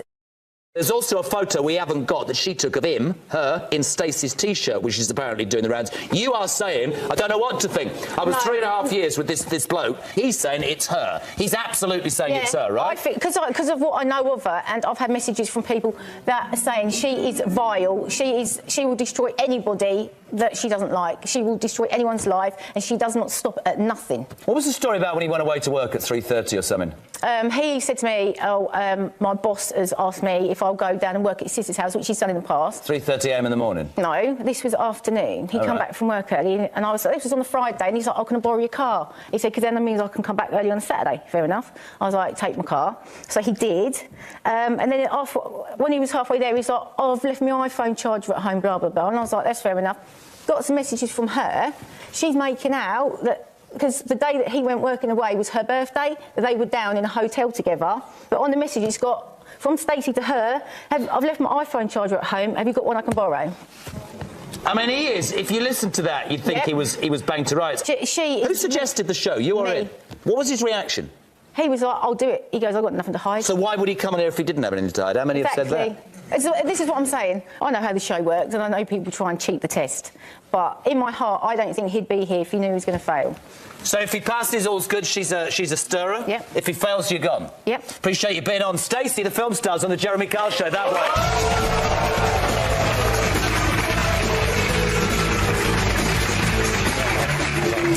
Son, welcome to the show. If I pick up this story, so there's this sex scene. Yep. Did you actually have sex or simulate it? No, it was on film, no. It doesn't matter if it was on film or not. That could be a porn movie. We simulated it, yes. Yeah. When you went to see the premiere, I think Linda's very honest. She said she found it difficult, she found it embarrassing, and there was a sort of argument in the car, which tends to happen between couples, I guess. And you slagged the woman off. Is that what you're saying? From that moment, this Sammy made it her life's work to cause trouble? Yes, because she didn't like Linda, because Linda, she blocked you on Facebook, didn't she, on the Friday after the thing. Linda asked me on the Saturday if I could block her, so I did what... Forget the blocking. Okay. Did you're both saying to me she's a this, she's a that. Did you not think about that before you started a film with her? You talked about it like you'd known her. I didn't really know her that well. I didn't know she was like this. I got a statement from Sammy, accused of sleeping with Stacey. She says that Linda was invited on my film set, that she was insecure about Stacey being with other girls. Stacey and I were not serious. Stacey told me he was going through a breakup. Linda's Facebook says she's single. Stacey was lying to us both, trying to have his cake and eat it. Stacey is the liar. I finished with him and sent Linda all the screenshots, which proves everything. Coming on the Jeremy Kyle show is just her 15 minutes of fame, and she's trying to ruin my name. Because her man's a cheat, which the lie detector will prove. Their relationship is pathetic, and I want nothing more to do with vile, childish behaviour like this. That's her statement to the show. What'd you say to that? That's actually... that isn't right at all. What about these messages, what about these messages? If you Google, you can make fake messages, and she's a troll because she's been caught by other people. She's done this to 3 other people on our set when we've been there. She's done it to one bloke, I can't mention his name, another bloke, I can't mention his name. So this is a dodgy woman? Yeah. This is so how do you explain this text message? Because this was from her, Sammy, to you. You haven't seen this. Babe, are you blue or yellow? I don't know. I'm none of them. You're none of them? I'm none of them, no. I haven't even read them all. You're yellow. Babe, I've got some news. Right. Good news too. What's that? I'm free and single, so you can see you when I like now. When you're next free. I've never been free and single. How comes Not saying I'm not happy, but wasn't expecting that. Are you okay? Call me when you But can. if that was me, wouldn't I be What in more date is that? detail? The I'm saying 23rd? I'm not happy, but wasn't expecting... I mean, wouldn't I So be in what, more she's done detail? all of that? I'm only asking. Yeah, She's done all of that. Of course Why? she has, yeah, because she wants to What do you get think at of her. that? She wants to get at her. Why? Because she wants you herself? Yeah, because she... Just because she criticised her in a film, she's done all of this? Yeah, she has. She's done it to other people. This isn't the first time. Why didn't you realise that before you went and got your bits out of the film with her? It was too late. I mean, this was going back... I didn't get my bits out. OK, what do you think? You see those. You've got all this stuff. You've got a man who looks very honest and very calm, saying to you, this is a woman, a duplicitous woman who's just trying it on. She's got a bit of a reputation. Probably we should have realised that before, but we didn't. That's right. What's your gut? What's your gut? In my heart, I don't think he'd do that to me. I haven't. What about the 3:30 in the afternoon and the message about no, the this charges? is the thing, yes. How would she know I'll about tell you your why, charger? yeah, because the Saturday, the next day after, she wanted us to do a photo shoot, right? So the night... Who did? Sammy did. She wanted a photo shoot because we've been doing photos for the film to promote it. We're doing key rings, things like that. So key rings? Yeah, so she rung me... A mug, maybe. And a mug, maybe, I don't know. But anyway, yeah, so she rung me on the Friday and said, oh, do you want to do the thing? So I spoke to her. So basically, she knows a lot of information because she asked me, what am I up to? Where am I going? So I'd have probably said to her... So she knew you'd left your phone charger? No, because I said I can't talk for long because my phone's going to cut out any moment. Can I ask the audience, a great belief in the British people, how many people believe that Stacey, the bloke here, is telling the truth? Put your hand in the air. How many people think he's a liar? It's a 50-50 split, and that's how you feel, right? Yep. What's your gut say? My gut says she's lying. But if he is, it's over. Yeah. Coming back in 3 with all important lie detector. Don't go anywhere. Right back. 50% of this audience say he's telling the truth. You said that's the case, the relationship's good. Yeah. 50% think he's full of rubbish, and that's the end of your relationship, yeah? Yeah. He is convincing, isn't he? But then he's an actor. He ain't that good an actor. He ain't that good an actor. She just said, not me. I'm What? not a real actor. Were you in Spider-Man? I've done it, yeah, in The Walking Dead as well with the Fox TV. You might be Walking Dead after this.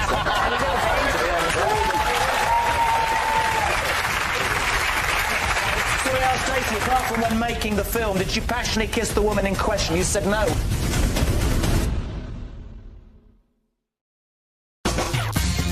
Should you forgive a cheat, or is it once a cheat, always a cheat? Did you take back a cheating partner, but now you suspect they're playing away again? Do you need a lie detector? If you're 18 or over and you'd like to be considered for the show, email talk@itv.com along with your number. Text talk plus your name to 63334. Text costs 25 pence plus one standard rate message, or you can call my team today. It's 09011. It's 123456. Calls cost 25 pence plus network access charge.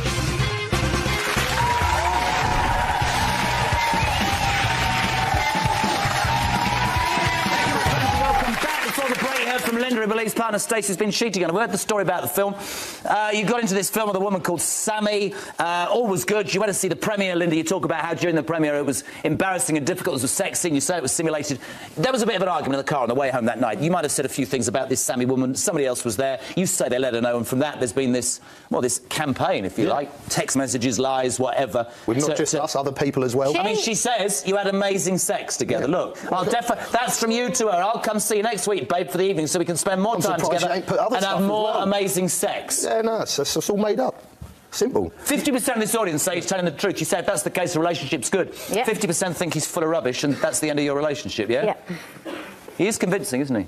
But then he's an actor. He ain't that good an actor. He ain't that good an actor. She just said, not me. I'm not a real actor. Were you in Spider-Man? I've done it, yeah, in The Walking Dead as well with for Fox TV. You might be Walking Dead after this. To be honest. So we asked Stacey, apart from when making the film, did you passionately kiss the woman in question at any other time? You said no. Why did you say no? Telling the truth. This test says you're a liar, pal. It's not. I know it's fine. So the test's strong, yeah? Yeah, it must be, because I know for a apart fact from when I making haven't. the film, did you have sexual contact with the other woman at any other time? You said no. This test says you lied on that. She lied on every single question. For your information, the lie detector expert says you're one of the calmest people he's ever had, and he didn't buy a word of it, pal. He failed every question you asked. That's no. Telling you the truth. I know for a fact. I swear on my boy's life, and I wouldn't do that. Why is it? Why? Because that's not true. That ain't true. Sure. No, none of it's true. I can assure you. Look at the messages and everything. Come on. Look at her. She's an editor. She can do all We'll that have some sort more of stuff. amazing She can do all sex. that. I said to the bloke, I was nervous when I go on there. He said you were the calmest guy. He knows that. Yeah, but you didn't say that before. I don't believe that text whatsoever. Oh, right. And I don't believe a damn word you said, okay?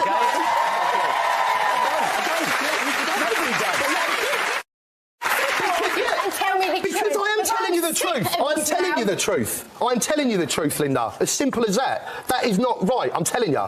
It ain't right. He said to me, try and be calm, because I was a bit nervous, so I tried calming down and relaxing. I'm telling you now, it's Linda. Oh, you could beat it, didn't you? No, I didn't. I didn't think I could beat it. I thought I was coming in and I've told the truth, and that's the people right. who are telling the truth pass the test. You've seen the show. The people. I have seen the in show. a minute, at some point, there'll be a strap that goes. Stacey admitted something happened off the cameras. It's not about you, I mean, it's about her. So why don't they use it in court? Why didn't you keep your bits in your trousers, and why did you cheat on this woman? I'm telling you the truth. They're Milton Keynes with her, Stacey. No, I've got text messages proving I was working at Whaling. Well, how do I know they're absolutely true? Because I've got text messages. Oh, they could have been photoshopped. This could be photoshopped. No, it's the truth, and you can't handle the fact that she's discovered what you are. It ain't the truth at all. I don't mind. Do you know what? She's a dirty little... I don't believe that. Believe her? Look at this, Stacey. Yes, I know, but it ain't true. Where's the 3%? Now, could you?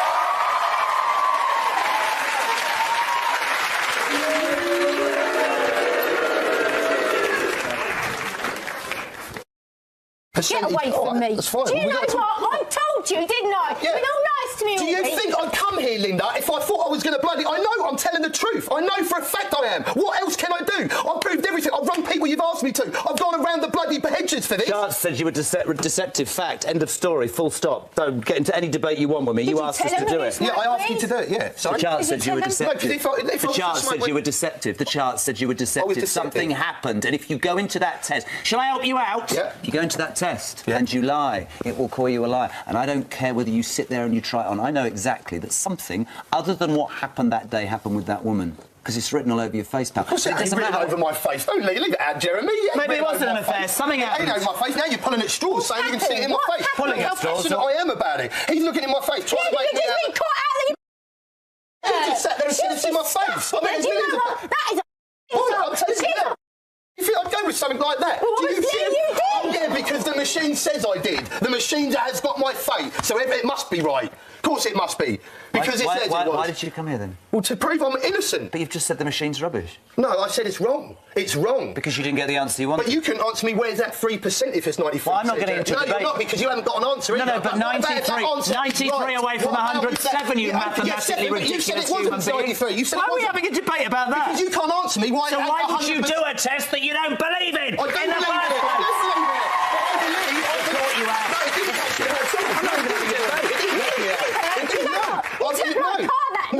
Why don't you live with a woman that you're apparently in love with after 3.5 years? I am in love with her. You don't live with her, do you? No, I don't live with her. No, I don't live with her. And we're not going into them reasons why either. But what I'm saying is, Linda, everybody who does this test, is lying or telling the truth. 18 months. 18 months. Why wouldn't a man who's the father of your 18-month-old child? So we had a few problems last year. It involved a few other people as well. What, other women? No, I've never cheated. Have you ever had a reason to believe? Honestly, you haven't got me. I can only do what I've done, and you turn it on me. Every time you've never dealt with a situation like this, I have done a sex scene with her. Every time he asked me a question, that popped into my head, the sex scene. Well, how are we going to get around it then? I don't know, but that's what... No, I'm not digging a shovel. How are we going to Have you had anyone on here that's ever touched the person in question? I'll just read this down the main camera. Apart from when making the film... Which I'm thinking of her... Did you passionately kiss... Apart from that, did you have sexual contact? Apart from the film, did you have sexual... So, did you have sexual... I'm thinking of the sex scene as he's saying it. What we done, yeah. So why could that not be... I mean, honestly... Yeah, you haven't got an answer, Jeremy, have you? You're saying it's a part... Give me an answer. Listen, do you want to know something? I'm a very realistic man, and I know... Realistic? I know the story, mate. So I am telling you the truth. Here's the thing you don't realise. She's going to forgive you anyway. No, she won't. Of course. She won't forgive me, Jeremy. She won't, because she believes your lie detector. That 3% might as well be 100% to her. Might as well be 100%, but it's not, is it? Do you believe it? I believe you have, because I believe you were sending her their messages. No. You went down to her that Friday, didn't you? There's nothing I can do. I didn't. Just tell me the truth. I didn't go. I didn't. Tell me the truth. When did your phone die, by the way? Sorry? When did your phone die? Phone die? What do you mean, when did it die? On that afternoon. And can I just give you something? You know, you've sat there and tried to be really clever with me. This is on camera. Yeah, but when did your phone die? When did your phone die? When did it die? Yeah. I don't know. It was about weeks and months ago. I can't give you a time. If I give you a time, it would look like I made up a story, wouldn't it? You said you didn't have a charger on the Friday night. When did it die? You've already, by the way, answered this, so try and get it right, because it's on camera. I don't know. I can't remember. I can't remember when it died.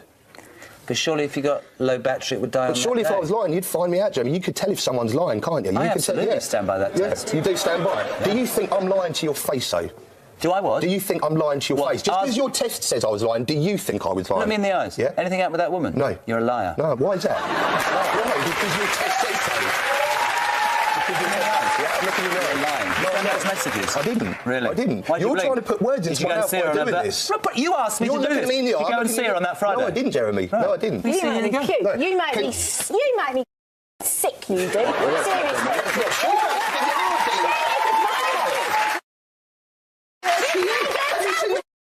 Have you seen the state of her? Linda, would I go there? Why don't you both, just off camera with Steph, just talk this through? I'm sure you can convince her. Yeah. Do you know what? I'm being honest. I'm being honest. I'm going to move on. We did what we said we would do, all right? Yeah. Thank you so much. If he convinces you, absolutely fair. If he doesn't, go separate ways. Give him a round of applause. She said, I'm going to meet my sister in town to go Christmas shopping. Come back 3 days later. All I can say is I love her and I want to sort it out. No, that's not really the truth. It's because you're a two-faced liar, isn't it, really?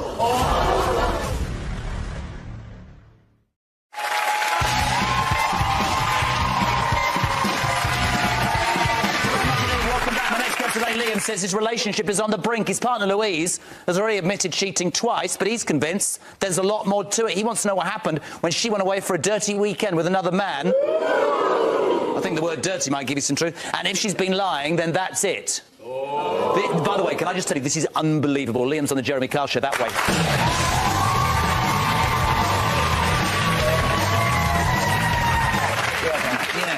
Somewhat confused, Liam. How are you? Just same confused. Are you? Why are you confused? Well, if you love somebody, you want to be with somebody, spend the rest of your life with me, then why do you lie and cheat on them? No, I get that. And apparently, so how long have you been with Louise? 5, 6 years, I don't know. Have you? And apparently she's cheated on you. Twice in the last 6 months. How do we know? What, she's admitted it. She's told you? I grilled her because of everything she was doing, hiding it. Was she? What happened? Basically, she was hiding her phone, locking herself in the bedroom, talking. I see messages off this other bloke. Basically, turned around to her and goes, "What are you doing? All this unless you've got something to hide. What are you hiding? You either want to tell me and be with me or you don't." Then she said, "I'm going to my mate's house." She said, "I'm going to college." She finished half day, come back at 7, 8 on the night. I goes, "Where you been?" I went to my mate's and fell asleep. I said dirty weekend. How do we know about that? Basically, a couple of weeks back before Christmas, she said, "I'm going to meet my sister in town to go Christmas shopping." Nice. Come back 3 days later.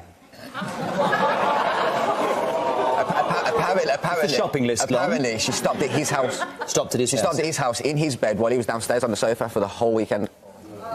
There's a really serious side to this. You feel that you've been cheated on twice and you want to know if it's more. And this week you had to go to the doctors. Are you happy to talk about that? Yeah, basically, I had a lump. Do you ever say a sentence without saying basically? Sometimes. OK, go on. I'm just a little bit nervous, to be fair. You're doing very well. I went to the doctors because I found a lump about a week after she apparently went to her mate's. He reckons that I possibly got an STI. Genital warts? Yeah, and possibly an STI as well with it. Which apparently wasn't her because she wore a condom. And that's only going to come from the fact that she's cheated? The doctor told me straight. If a woman that you are blatantly in love with is so low and disgusting that she would go out and have sex with another man on 2 occasions and potentially might have given you an STI, why in the name of God would you even be here? Why would you not, as most people would have done, disappeared a long time ago? That is the same question I keep asking myself, and everybody keeps asking me, and all I can say is I love her and I want to sort it out. No, the real truth... No, that's not really the truth. It's because you're a two-faced liar, isn't it, really? Not at all. I mean, there is hypocrisy, and there is hypocrisy. And somebody's going to tell me I'm wrong here. I'm a swinger. Yeah, I am a swinger. I'm in an open relationship. I've been honest with Louise about this. I sleep around a lot, but how dare she do anything like that? She's got to be faithful to me. Wait, go on then. The story. You have an open relationship. She has to be faithful. Maybe she got bored of you having sex with other women. You can't blame me for reacting like that. No, I can see where you're coming from. Right, tell me how you expect a relationship to work. Obviously, I'm closed-minded and old. You are with a woman and you say, you, right, you accept this. I'm going to sleep with whoever I want, whenever I want, as often as I want. But you just stay at home and keep your legs... Don't dare... It's not like that. How does that work? It's not like that. Well, then tell me. We was together a few months. I was split up with her because I couldn't be in a relationship. I said I wanted to be on my own to do my own thing. What's your own thing? Swinging? Basically just... Swinging? Free to whatever, because I couldn't settle down. Free to what? To just be me. Sleeping around? No, just no problems and all the stress. OK, yeah. And she basically goes, do what you want to do, I understand that, but I want to be with you anyway. So she gave you licence to have an open relationship? Yeah, she said she So didn't if care you're as in long an as she open relationship, why can't she have sex with as many men as she wants? Brilliant. Never done it before. Go That's on, the point. I told her that I couldn't be in a one-on-one close relationship because of me and the way I need to be free to do what I've got to do because of my past. She said, I don't want nobody else, just you, and I accept that, and I will accept that, and will be loyal forever. That's what she told me. How many people in the 5.5 years you've been with her have you had sex with? Serious question. 5. 1,000. 5. Just 5. This is the weirdest moment of my life. It's like the accusations. I am Jeremy Kyle, and this is the weirdest thing that's ever happened to me. I might need Graham after this. Louise is on the Jeremy Kyle show,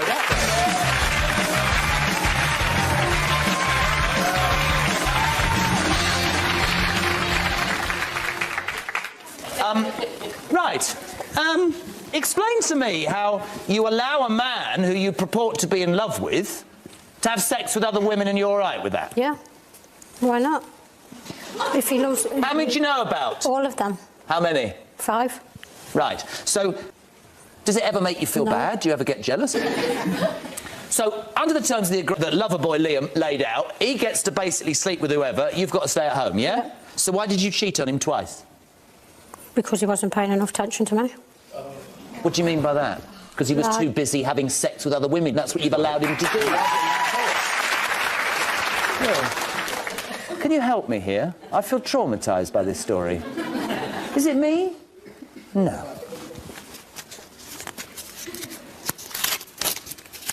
You all right? Yeah, I'm fine.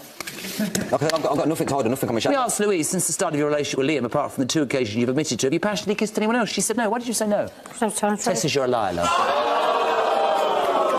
Devastation on his face, said 5 women. Since the start, I'm not going to mess around. She's failed every single question. Sorry? But I haven't, no. Can I just say something? With the greatest respect, we do try and help, we will help. Your relationship is a joke. With the greatest respect... I'm going to leave you both with a thought and you can both go that way. A relationship isn't about sex, it's about commitment and about honest...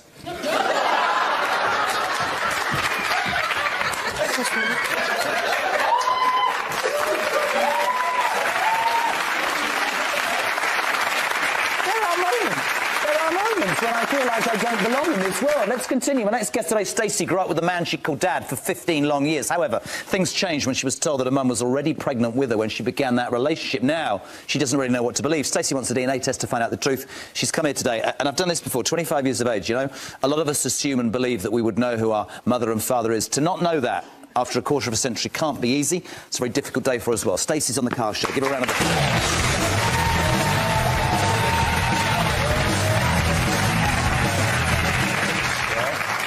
I know.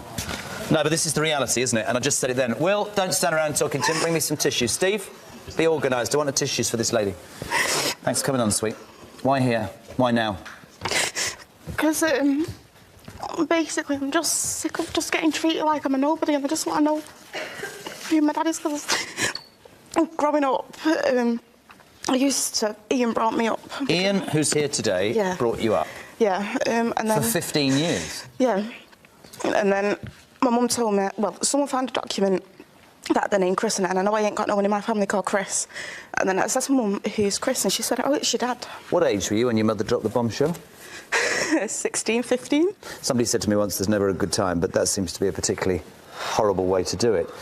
You then have these doubts in your head. You think, Ian brought me up, I always felt like the black sheep of the family, I always felt like the outsider. Who's this Chris? But then Chris, you discover, is dead. Oh, apparently. Yeah, if. What do you mean by that? As if he's even real. Because, basically, when the name Chris came out, I just said, oh, is your dad? But he died. I was just saying because you've seen him do things to himself, what I'm not going to go into full detail with. But she doesn't know his second name. She doesn't know where he lives. If Ian's not your dad, why is his name on the birth certificate? You can answer that question for me. I don't know. We look alike. He's the dad to my younger brothers. Yeah. For you, and this is the real sympathy, and I'm sure that Ian and your family should understand this. You're the one stuck right in the middle. You're the one who doesn't know which way to turn. You're the one who, I mean, horrible. It is horrible because I'm sick to the thought, really. I just want closure in my life, and that is it. can only give you the truth in terms of science. Let's keep our fingers crossed here. Thank you, Stacey. Ian's on the Jeremy Kyle Show that way.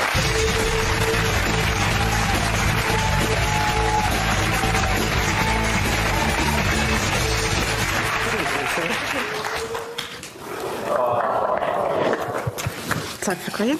How are you, Ian? I watched your face when she was saying that, and whatever the rights and wrongs of whether she is or she isn't, the kid don't deserve this, does she? No. Doesn't matter, she's still my child. Don't care. You say I brought Stacey up throughout her life. I treat her as my own, but I don't think I'm her dad. Why? I met her mum when she was supposedly 3 months pregnant. What do you mean supposedly? So there initially is doubt straight away? Well, she wasn't a slim woman, let's put it that way. So you can't tell if they're pregnant while she was not a slim person. If she's not your daughter, will you have a relationship with her? Yes, she's still my daughter. Don't care what the DNA test says. She's still my daughter. Thank you. Right? And I think the thing is, it's very easy for us to do this every single day. My sympathy, all of our sympathy is with you, Stacey, OK? Mm-hmm. The DNA test results show that Ian... He's not your dad. I'm sorry, darling, he's not your biological father. I know. And what's important, hear me out, is it is important that you get some sort of closure. Look at me. I know. We will, as a show, because Graham is standing by, we will do everything to find you the definitive. But this man, he did well because he came here and he will be there for you, and that is massively important. And this show, as a show, will support you and will get you the truth, all right, darling? No, he's not. He is me bleeding dad. We will work with you, I promise. Graham is waiting. You go there with Ian, and thank you both very much for coming in. I love this. I never thought I'd do this link in all my time. After the break on the Jeremy Kyle Show in 3 minutes, they say Britain's most romantic husband. I'm right back. What's the prognosis? Prognosis is terminal. I know that I'm his life, and when I'm no longer here, I have real concerns about him. He's always been my big issue.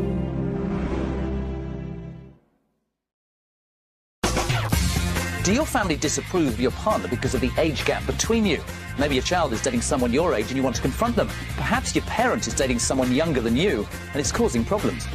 If you're 16 or over and you'd like to be considered for the show, email talk@itv.com along with your number. Text talk plus your name to 63334. Text costs 25 pence plus one standard rate message. Or you can call my team today. It's 09011. It's 123456. Of course, costs 25 pence plus network access charge.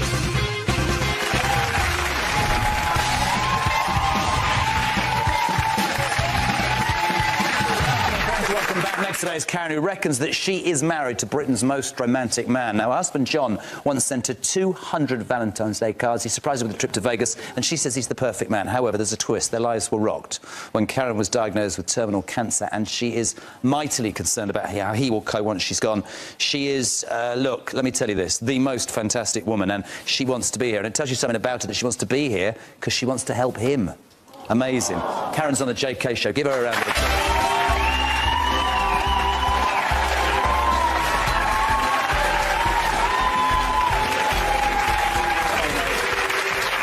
I'm all right, thank you.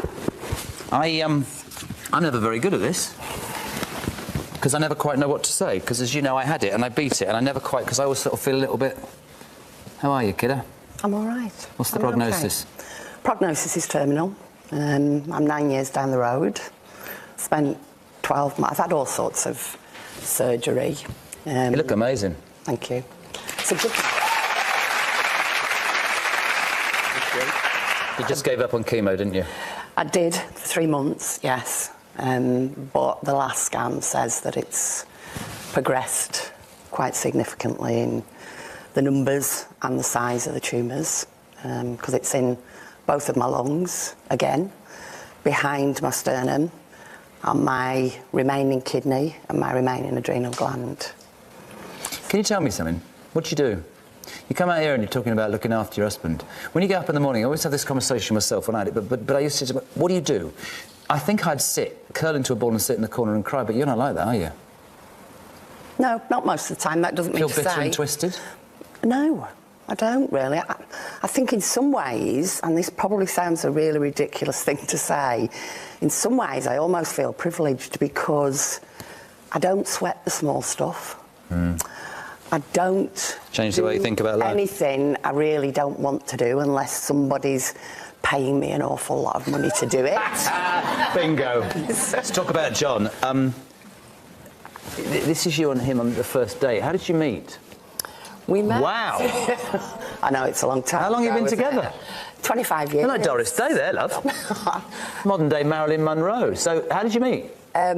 We met. I used to go out with a friend of his. See? Jeremy Kyle show. And to be honest... Forget all that. Just a dirty woman, really, to be honest. Well, I didn't think he was... I was interested in him, but I didn't think he was interested in me, but he was. Was there a crossover period? Do you want to do a lie detector about that at all? No. Well, no.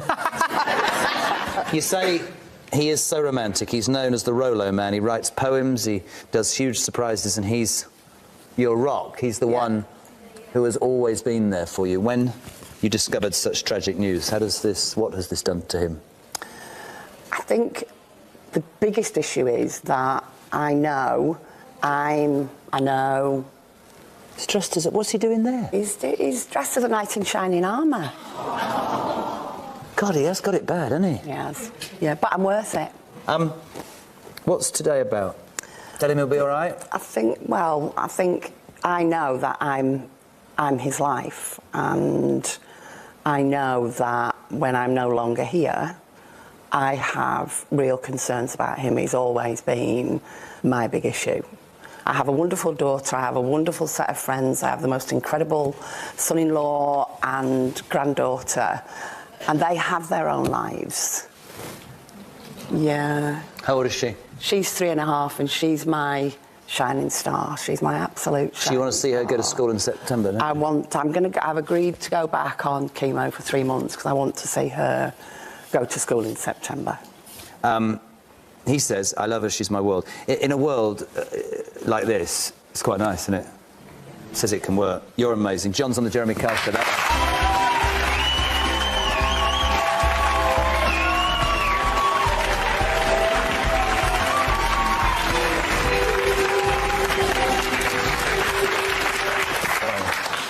I don't know. Listen there, that one. I literally, like I said, what do you say? Tell me about your wife. Nothing I wouldn't do for her. Absolutely. Rock. My world. My world.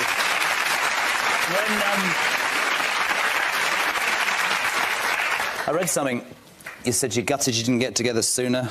You feel like she's being taken away too soon. You said something that I really, really identified with, and it sounds awful, and you have to have been through this to understand that. You said, I wish she'd gone in a crash. Yeah. I wish she died in a crash like that. Yeah. It's been 9 years now, to the day, when she had her first operation, and it's just... Had it been a crash and she'd have gone, it would have been stop final. You said you're scared what will happen when she's gone. I don't even think about it. I will only say this to you, we discover inside ourselves the most extraordinary strength that we don't know exists when things happen to us. You wanted to ask her something, didn't you? Yeah, I've got a little poem. Have you got a tissue? Do I have to ask you to come on? Honestly, you lot are hard. You've got to wait for the man to say... You don't pay him, do you? Him? Nothing. Have you written this yourself? Yeah. It's just a little one. Just won't take too much time. You can do whatever... Stand up. You can do what you want.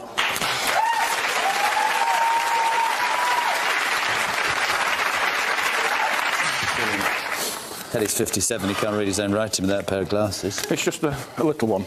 OK.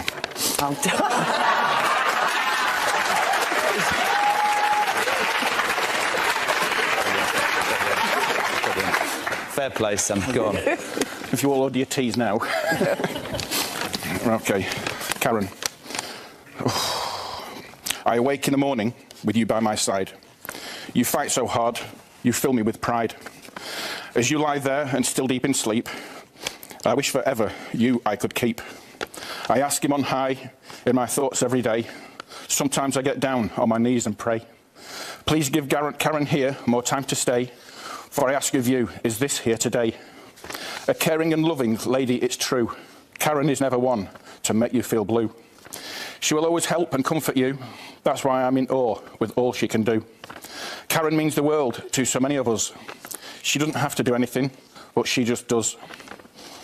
Karen is the beat in my heart, the air that I breathe. Please, she needs more time before she will leave. So please up there, and if you can hear me now, grant me my prayer, and before you I will bow. This special lady needs more time in life.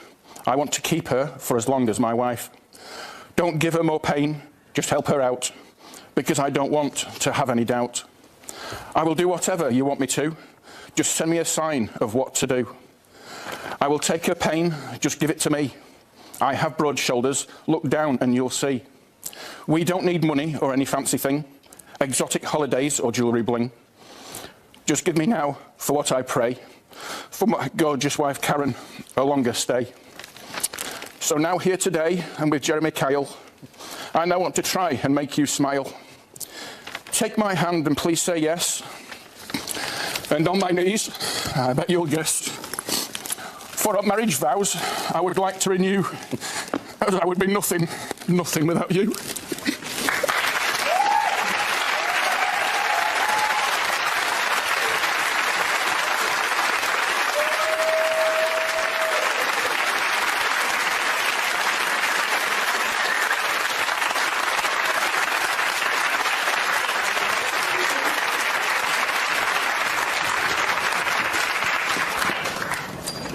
Talk to him, Kaz, because I can't. What can you say, Matt? You know, that's why I'm so worried about him when I've gone there. I know. What do you want him to do when you've gone? I want him, in time, he will never have the sort of life that we've had. I don't think he'll ever meet somebody that's his sole partner like I am. But I want him eventually to move on and be happy again. He has so much to give. He has so much love to give. John's stepdaughter, Danielle's on the Jeremy Kyle show that way.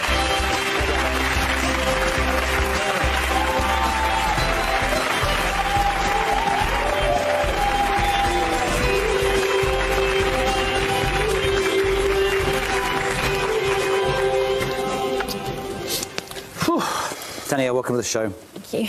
When you see a relationship like that, and you do what I do every day, it makes you believe that there is hope, there is a chance for people to be happy, and it's so tragic. How do you face up to it, my darling? Every day as it comes, life is for living. You be there for him when she's gone? I think we're incredibly lucky that we have an amazing network of support, be that family, friends, colleagues, and I think we're very grateful for that. Yeah.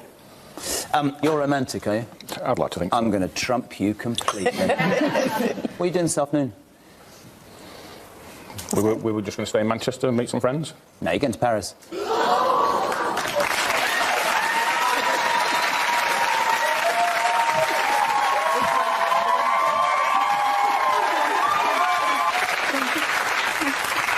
on, bring him. You're going with him, you're not going with me.